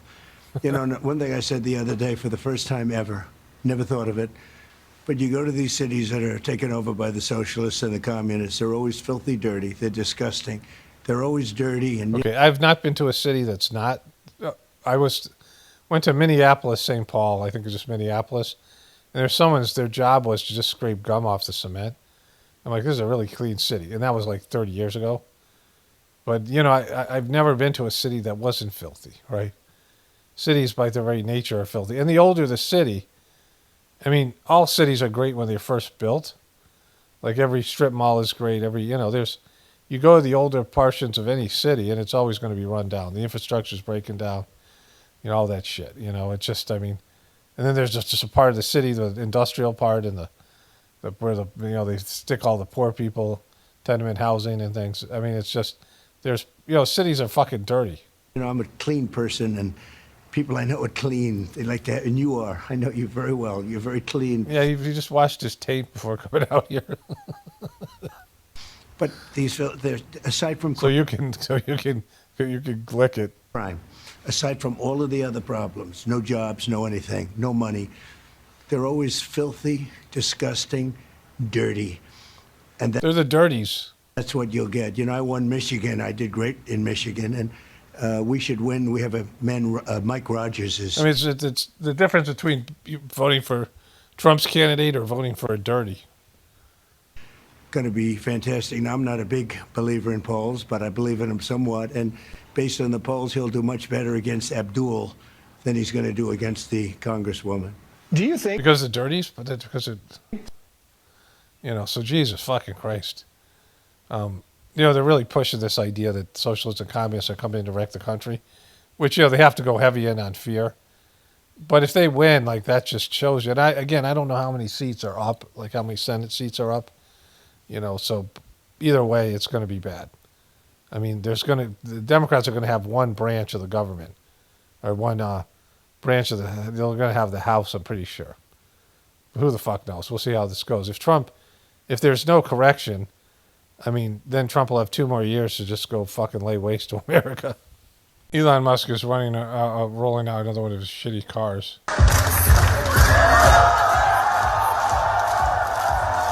Look at him go. Look at this skill. Look at this fucking dancer. I'll take his microphone. Oh, what you take off? Oh man, look at him go. Look at him fucking go. This like fucking zero rhythmic motherfucker. Look at him go. There you go. What's that? Holy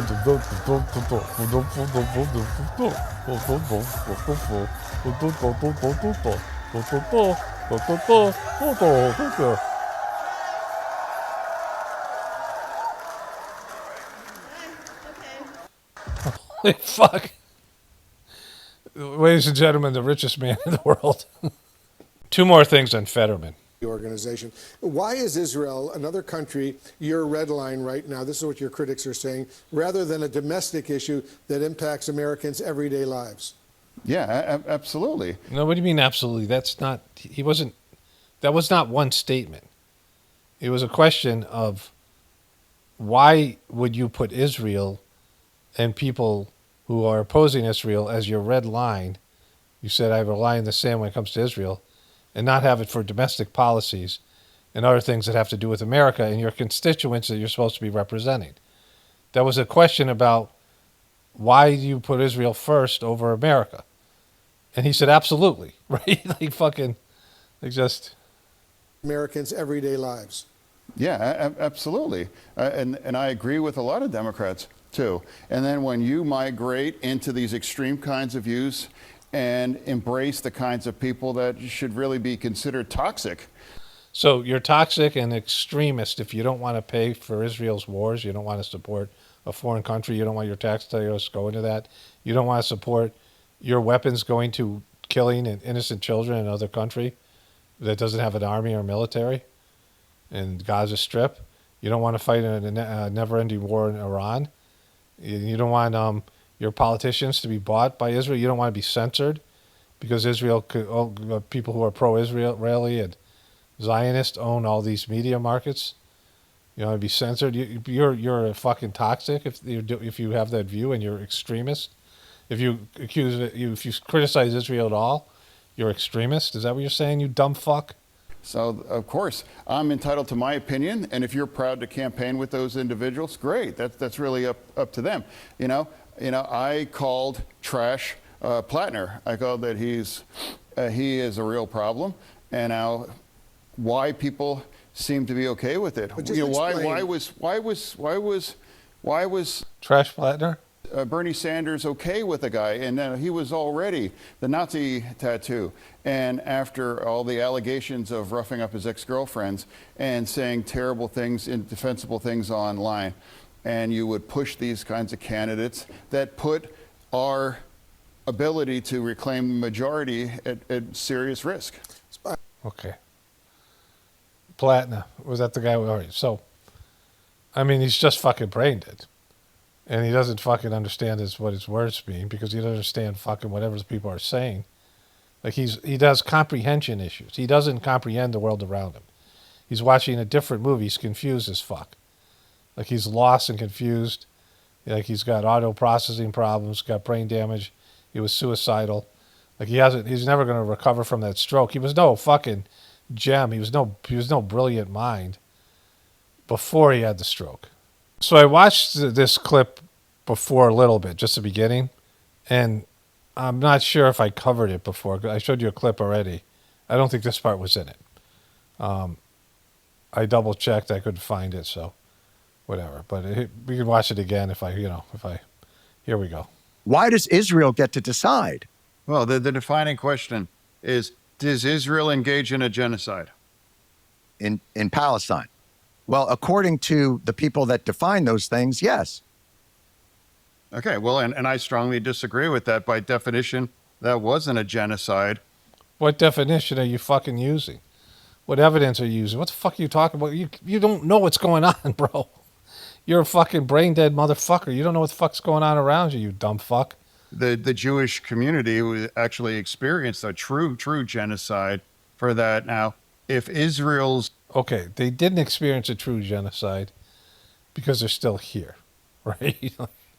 And they're very much here, right? I mean, not a lot of them, but there's a lot of, they have an influence on the world. But if there was a genocide, they no longer would be here. Genocide is wiping out people completely. Now, genocide in the Gaza Strip is, you really couldn't call it that. I mean, you could call it ethnic cleansing. Genocide's a word that's being thrown around. And so, but they certainly are abusing the shit out of these people, and it's fucking a war crime. You're fighting people who, based in, you have an asset in Hamas as a government, as a country, and you get them to do some bullshit false flag thing, and you go in and you do what you want all along, and you destroy every building, shut off all the resources, and you destroy the fucking people there, and you destroy their lifestyle. You cut off water, food, power, and they have no place to live. You blow up every fucking single building, and then you basically claim the land. And Trump they're talking about building hotels and shit there, right? And it'll be not long before they'll have the oil resources and natural gas off the shore of the Gaza Strip. I mean, it's the whole thing. His goal was to eliminate, as many Palestinians as possible. They could have accomplished that in a lot long time ago. For that, we're not engaging in a genocide. Just because you're killing a group slowly doesn't mean you're not killing a group. Just because you could do it faster. No. That was the terrible the collateral, of an urban war that forced Israel to fight behind because Hamas was holding their hostages and refused to disarm and send our people back home. I think our people? They've killed like 1,200 Palestinians since the ceasefire. Yeah, I mean, most of them were killing Hamas leadership. And I think that's necessary. When you have people that were responsible for organizing 10-7, it's like I think it's entirely appropriate to eliminate them. All right. Why would you even have this guy on? Like, you thought you were going to get coherent conversation. The guy's the most brain fucked guy in the American federal government, in terms of the Congress, the Senate, the presidency, and the House of the Supreme Court. The three major branches of government. This guy's the most fucked up, and there's a lot of fucked up people. This guy's just fucking brain damage, right? He's had a stroke, and he's fucked in the head. Okay, so there are a bunch more clips here, fucked up clips from Trump, that I'm going to start my next video with, or they'll be in my next video. This video's already long, and there's just so many of these clips, and they just get redundant. I mean, they're different. They're all different, but I have one more to show you here. Crime was ravaging our cities, and the whole world was laughing at us. But they're not laughing anymore. They're not laughing anymore. They don't laugh. They don't laugh. They don't laugh at all. In fact, I've made them stop laughing. Ever since I've been president, nobody else in the world is laughing. There's no more laughter. I'm the laughter killer. They used to laugh at us, but now they don't laugh at all. Look at this fucking guy. Crime was ravaging our cities and the whole world was laughing at us. But they're not laughing anymore. They're not laughing anymore. They don't laugh. They don't laugh anymore. We had a president that nobody respected. Nobody thought anything about him. Everybody took advantage of him. Everybody took advantage of him. It was sad, actually. Yeah, they could say the same thing about you, especially now that you're deteriorating. Like, all they have to do is compliment you. I mean, you've gotten completely rolled by Netanyahu and various other entities. You have no idea what's fucking going on, right? Yeah, you and Joe Biden are like one and the same guy. Including his own family took advantage of him. But America's respected again like we have never been respected before. We've never been respected at this level before. We never have. I mean, I've been measuring it with my bullshit meter, with my, I mean, I just have these thoughts, and when I have these thoughts, they become fact. Right? Like, I think the world respects us, I say it, and it's fact. I don't talk to them. What they actually feel or what they actually think, that doesn't mean anything to fucking me. But I mean, as far as I'm concerned, we're respected. No one ever laughs at me. I hear them laughing, but I know it's not me. They're laughing at Joe Biden, even though like he's no longer president. Never me. They don't laugh anymore. They don't fucking laugh. All right.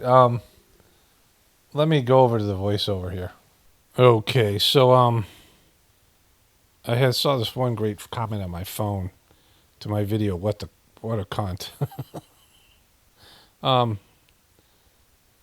Anyways, the person writes, "Get to the point. No timestamp." That's it. The whole comment. I really love these comments. The person's picture may look like it's just some troll account or something, but let's just say it's serious because I get comments like this all the time. None that are just like this. A three word sentence. When you do anything in life, it's motivated by something, right? Your actions are motivated by something, right? You're uncomfortable right now. You feel pressure on some part of your body. It starts to feel sore. You move, right? You have these things, like some things are just comfort level things. And when you say something hostile to somebody, there's something motivating you to do that, right? There's got to be some primary motivation. There's something that, you're feeling, you're butthurt about something, you're feeling, angry, frustrated. And you should always be conscious of why you're doing what you're doing. Like what's the emotion? What's the thought? I mean, if something's triggering you, which is usually the case, like people leave comments because they're triggered. So I would say of the negative comments I get, probably 80% of them, the person's triggered by something I said. And they have no real idea why usually. They're just impulsive. People are impulsive, reactionary. You can see Trump all the time being triggered by something. And when you know somebody long enough, like we all know Trump, and we know what triggers him. We know like when he hears something, he hears something negative, he makes up some bullshit or he attacks somebody. Oh, you're fake news, whatever it is. You know what's going on with him because his reality, this worldview that he's put together of himself and his place in the world is completely imaginary, right? Like he thinks he's smart and he's not. He thinks he's a winner and he's not. He thinks he's successful and he's not. He thinks he's good at things and he's not. And he thinks that people believe his bullshit, and some of them do, but for the most part, people don't. And so when you contradict what he's saying, and now that he's gone senile, like he's got dementia, it's even worse, right? And so this person's watching my video, and all of a sudden they get frustrated and they say, "Get to the point," right? But not like leaving any kind of information to what point they want me to get to, right? Like there's no context in a 2-hour video. What part of the video are you in? What point am I not getting to that you're upset about? Now they're saying they want me to get to the point, but how can I get to the point when the video's already been made, right? It's like they're having some frustration. Get to the point. They're listening to it, the video, and you get these reactions, like I call these reactionary comments, where somebody is speaking to the video like they're having a conversation with me. Like I'm talking to them, and the video hasn't already been recorded and rendered and edited, and it isn't a final product. and that they can sort of change the next thing that happens. Like it's interactive, and it's fucking not interactive, right? Yelling, get to the point, or yelling at a movie screen, you know, when there's a movie's already made. It's not like you're your feeling, you're being upset and frustrated is going to be heard, and that there's some action of corrective action that can be taken by the other person to relieve you of your butthurtness, right? You know, like, get to the point. And then all of a sudden the person will be like, all right, I will. Thanks, I'll wrap this up. Because it's already been made. So, the thing's already been recorded.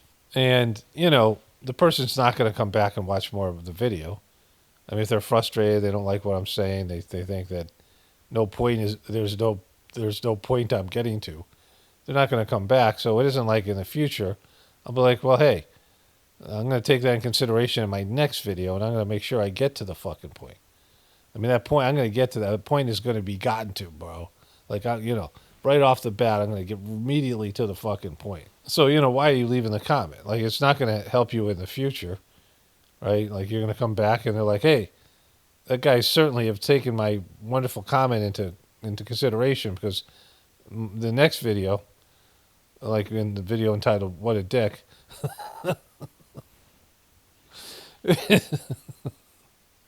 I'm certainly going to be getting to the point for that guy. So, there's no, I mean, their needs aren't being met.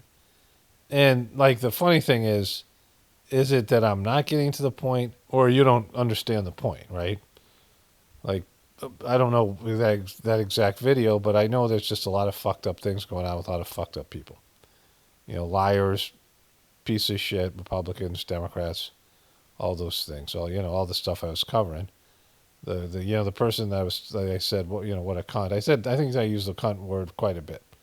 But towards the end, the last clip, I think it was Rand Paul that I said, when he said that, he expects an apology from the people who did all the things, gain of function bullshit, right? His solution is they should at least apologize. And so that's when I said, that he's being a cunt. I'm pointing out a cunt, right, for everyone, in case you didn't know what a cunt looks like. It's, But in terms of the overall point of my videos, it's that their system can't be fixed, and that, people can change themselves, and there's a spiritual, whatever it is. Like, this is the central theme behind the channel. That, all these people that you think are powerful or successful or not, and, the rest of the thing. You guys get it. But people who show up and they don't have the ability to understand what I'm talking about, yeah, of course you're going to want me to get to the point, because, like, you're too dumb to understand what I'm saying. Like, there is points being made. I'm making points, right? I'm scoring points, making points, and you can't understand the points. And that's not my fault. Like, you're in the wrong place. Like, there's, the dumb fuck line is over there. Like, there's a place for dumb fucks, and it's not here. Find the appropriate videos where you understand the point, right? Where there's remedial people with double-digit IQs are talking to, at least, making videos for people with double-digit IQs without the ability of abstract thought, and also say things you agree with. Donald Trump, in the beginning, he doesn't do it anymore. He does it a little bit. He would pander to the dumb fucks, people he doesn't agree with, don't believe in. There's some guy sent me a video. Maybe somebody sent me a video, or I think I was just scrolling through Twitter. And this guy is, talking to laborers. He seems to be a right-wing person. And how Donald Trump's a pussy, and he doesn't. I'll show you. My next video, you'll see the clip. But he's talking about, why would you think he's one of you? Like, it's what I say all the time. Donald Trump isn't one of you. He's always wanted to be an elitist. He's always wanted to be a billionaire plus. Like, he really didn't make it into the billionaire club until he was a president. He said he was a billionaire, but he wasn't. Some guy proved it. He sued him, and Donald Trump lost the lawsuit. Some guy proved it. Wrote an article about how Donald Trump was only worth some, hundreds of millions of dollars, which of course is a lot. But, he got it through. His dad started him off with like a $40 million, $16 million loan. He took over his dad's company, and he did some quality work. He branded himself. He did a good job of marketing himself. He became a celebrity, but he was never really all that successful in business. Went bankrupt a myriad of times. And with all the advantages of having capital and celebrity. And so, he did some things that were successful, but for the most part, he was a failure. And he wasn't what he wanted to be. Like, you make $100 million, that could be successful. You could be really successful. You make $10 million, you make $1 million. I mean, that could be success for you. You could be satisfied, right? You make $10 million, you could set yourself up for life, whatever it is. You could, I don't know now with the economy, inflation, but you know what I'm talking about. If you're satisfied and you have like reasonable goals and you have a reasonable lifestyle, that could be it. But for Trump, he wanted to be a part of a club that he was never going to really ever be part of. And even now as president, he's not part of it, right? But he was good at pandering to dumb fucks and telling them what they want to hear. And people who can't see through that they're being lied to and grifted on. People are telling you what they want to hear, what you want to hear, because they're going to fucking steal your money and shit, right? They're going to grift you. They're going to get you to buy fucking their bullshit crypto and their other things. Yeah, sure, that make you, he gets to the point. He tells you what you want to hear. But in terms of like, telling you the truth, not so much. And if you're looking for people to tell you what you want to hear, this is not the place for that. Like most people don't probably want to hear what I have to say. Maybe, a few people come in and they agree with everything I say and it's something they think or they believe. It's something that they resonate with. But more often than not, someone's going to be offended by something I say because I'm not following like I know all the demographics, that I'm speaking to a specific demographic, and I make sure I don't say anything that people in that demographic don't want to hear. Like I'm not targeting one group. I'm not targeting Democrats or Republicans or, any specific group. Like I'm talking about maybe people who have some, tendencies towards being spiritual and changing and adapting themselves, but that's not really very many people, right? And most of those people have never heard some of the things I've said, or I'm going to say here, because it's a completely different point of view and perspective.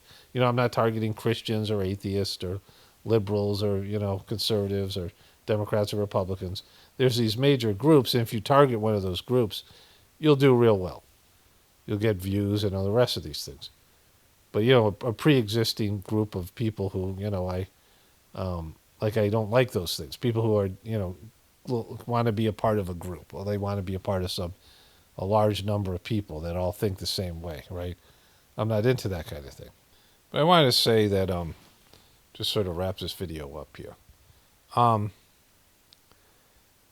There's a kind of balance you have to have where you're not overly cynical, but you're not overly naive. Like you have to have a sense that people are lying and cheating, and you yourself are, deceiving yourself, lying to yourself, rationalizing and things like this.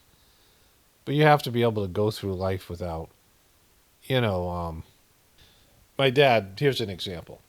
My dad walks into a gas station, and my dad says to the guy, I'm a little kid, I've seen my dad be a fucking moron and be a blunderer, but like there's a point where as a teenager where I'm like, oh, my parents are really fucked. Like I had realizations throughout my childhood, but you still have a childlike, mental capabilities.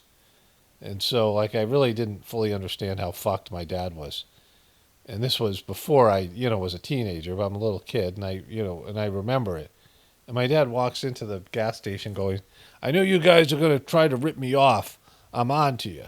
And I'm thinking, well, if they weren't going to rip you off before, you just basically told them, that they would. Like by saying that, not going in there with knowledge and understanding how much things cost and understanding what was wrong with the car or anything like that, right? Like somebody going in and just blathering about, how he already considers these guys thieves. And they're like, well, fuck it, then we might as well rip you off. But, I remember being a little kid going, that's not very effective. You can't go through life completely paranoid and, suspicious, but you also have to read the ingredients. I mean, there's a balance.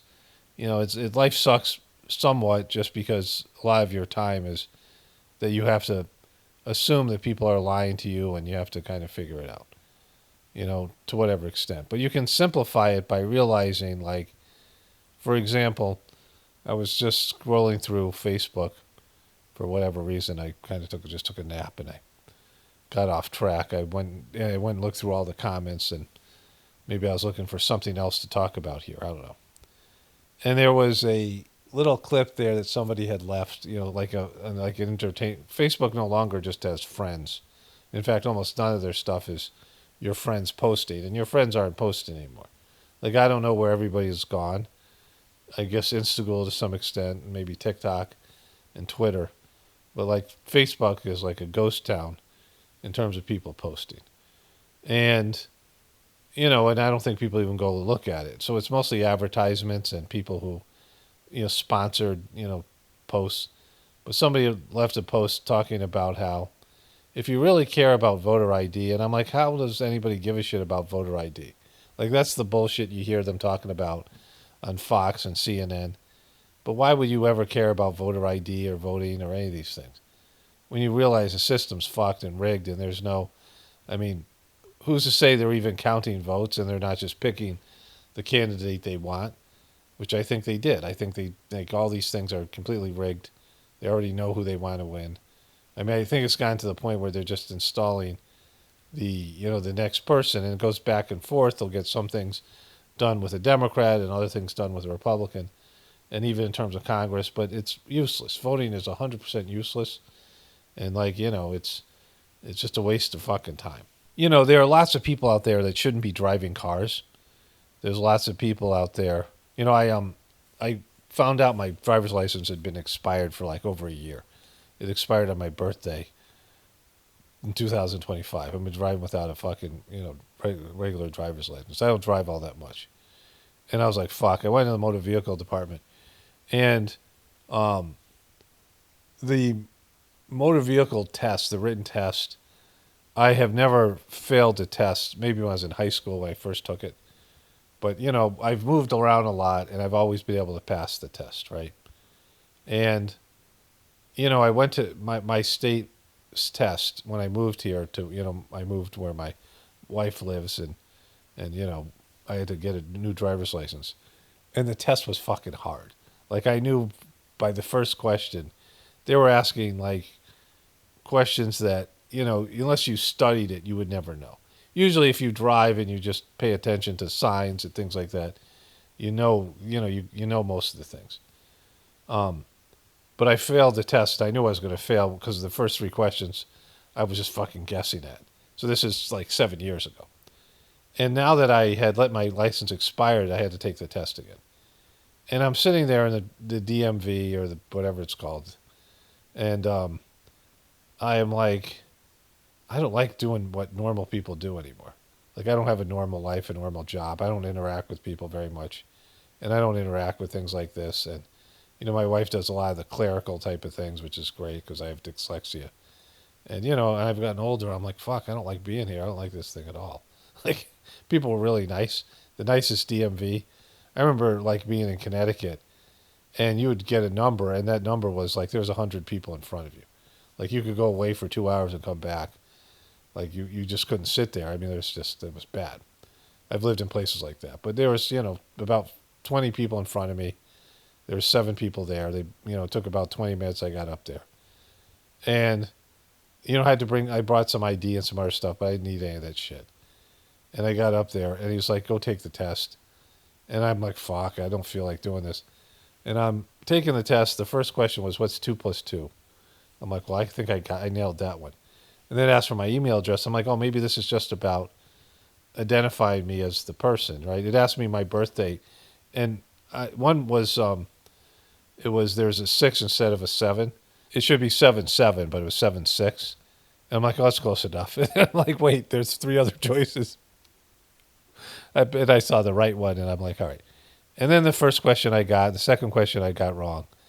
And then I'm like, all right, I think these are normal questions. It wasn't as hard as the first test I took. And I went and I took the test, right? And I'm like, going through it, I'm like, man, this is fucking laborious. There's 50 questions here. Like, I'm starting to drift away. Like, I couldn't stay focused. And I'm like, I'm so far away from doing shit like this. And then they, test my eyesight. And I'm like, as I get older, there are going to be times I realize that, my eyes might not be good enough, or, my dad had cataracts, for example, or they have cognitive tests you have to take, whatever it might be. That'll be hard for me to complete the test. Like, as a lot of it is just because I'm still sharp enough where I remember a lot of things, but there might get to be a point where I won't be able to fucking pass this thing, right? Like, when I was younger, I never would have thought that.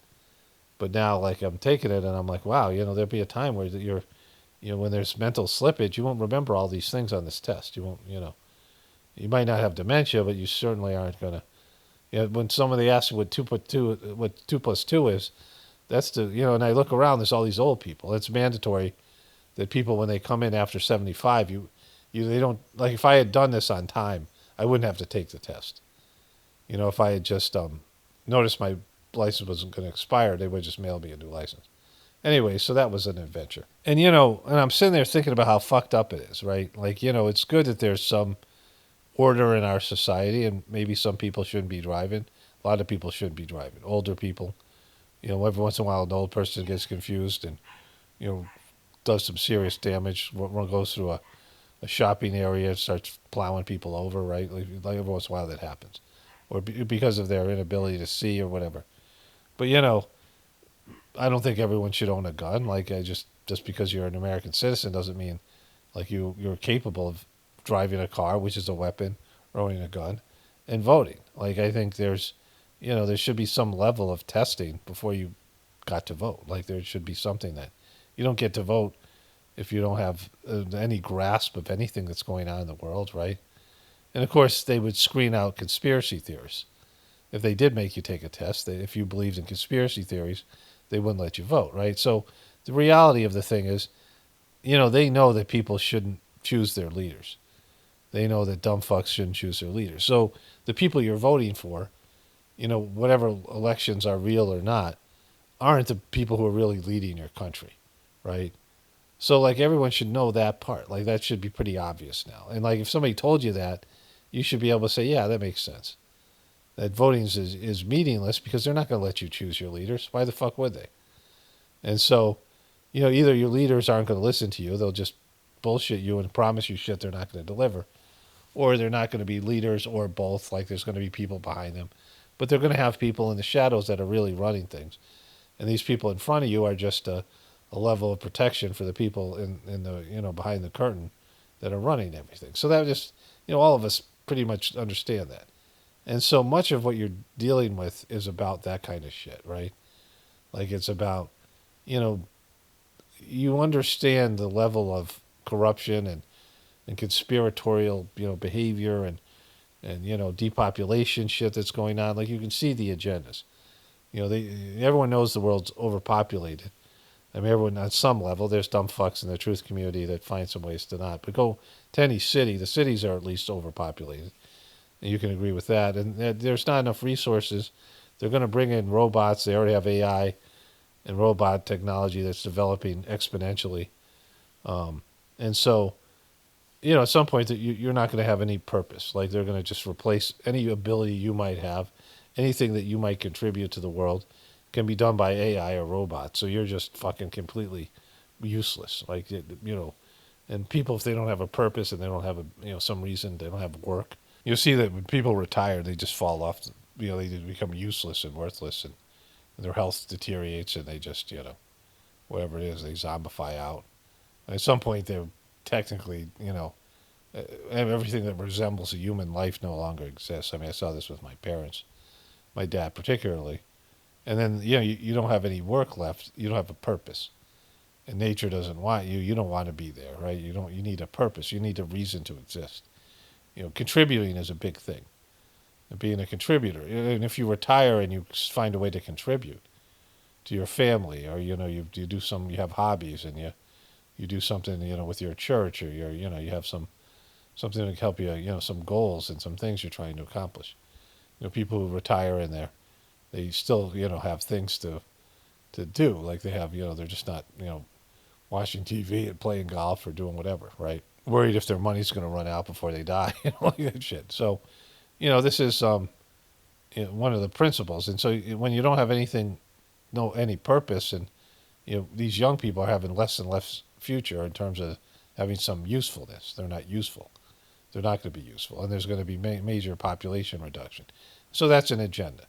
And so how are they going to do that? Well, things like COVID, things that are going to make they're going to reduce the amount of people having kids and the amount of kids people are having.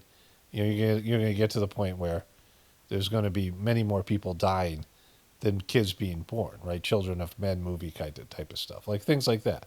And so when you understand basic ideas of the agenda, you understand that the economy's fucked and, voting doesn't matter and these things like I talk about here, then you can really cut down on the things that you care about, what your opinions are about things, because you realize your opinions don't mean shit, right? Like, in terms of this whole, this is, most of the internet is just people blowing off steam and, it keeps people from doing anything to, change what's going on in the world. Like they have a place, it's almost replaced voting where you get to have your voice heard. And, it doesn't mean anything. Like I've heard so many things said in the truth community and I've heard so many things said. Why isn't Fauci in jail, right? Why don't we know who's responsible for COVID? Why isn't the people who did COVID that are responsible for it being investigated? Why aren't people looking for the people who did COVID? The 2008 financial collapse. Why aren't the people that created the financial collapse and created the derivatives market being held accountable? All the money that disappeared, all the money that people lost, all the the way that people suffered, like these decisions that people make, right? If it was a mistake, which we now know it was, to close down the economy, why isn't Trump being held accountable?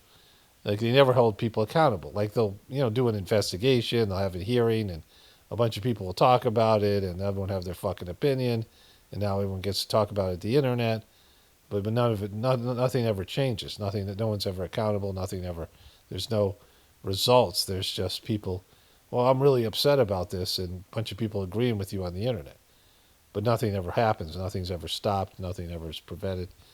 And so, it's pointless. Like you're not affecting your government, and in terms of being a customer, they used to care more about you, but now they don't because they're going to whack you, right? Like now they're getting ready to depopulate. They used to care about what customers did and thought they didn't want to lose customers, but now they're going to reduce the population. So they've changed the whole thing, and they themselves have lost control. They've lost control of their AI. They have agendas and psychological operations that aren't working. They're trying to do certain things. Things aren't working out for them. They've lost control of these things. So all these things mean that people are just spinning. Like it's like everyone's in free fall waiting to hit the ground. And when we hit the ground, then it's going to be something different. Things are going to change. People who survive the fall, it's going to be, time for them to figure out, some different way of living, right? Because your lifestyle will be gone and the rest of it. So anyways, get to the point. All right. Only spirituality will save this world. It's Paul Romano, definitely pointing for the apocalypse and the ascension. Everyone have a blessed day and be grateful.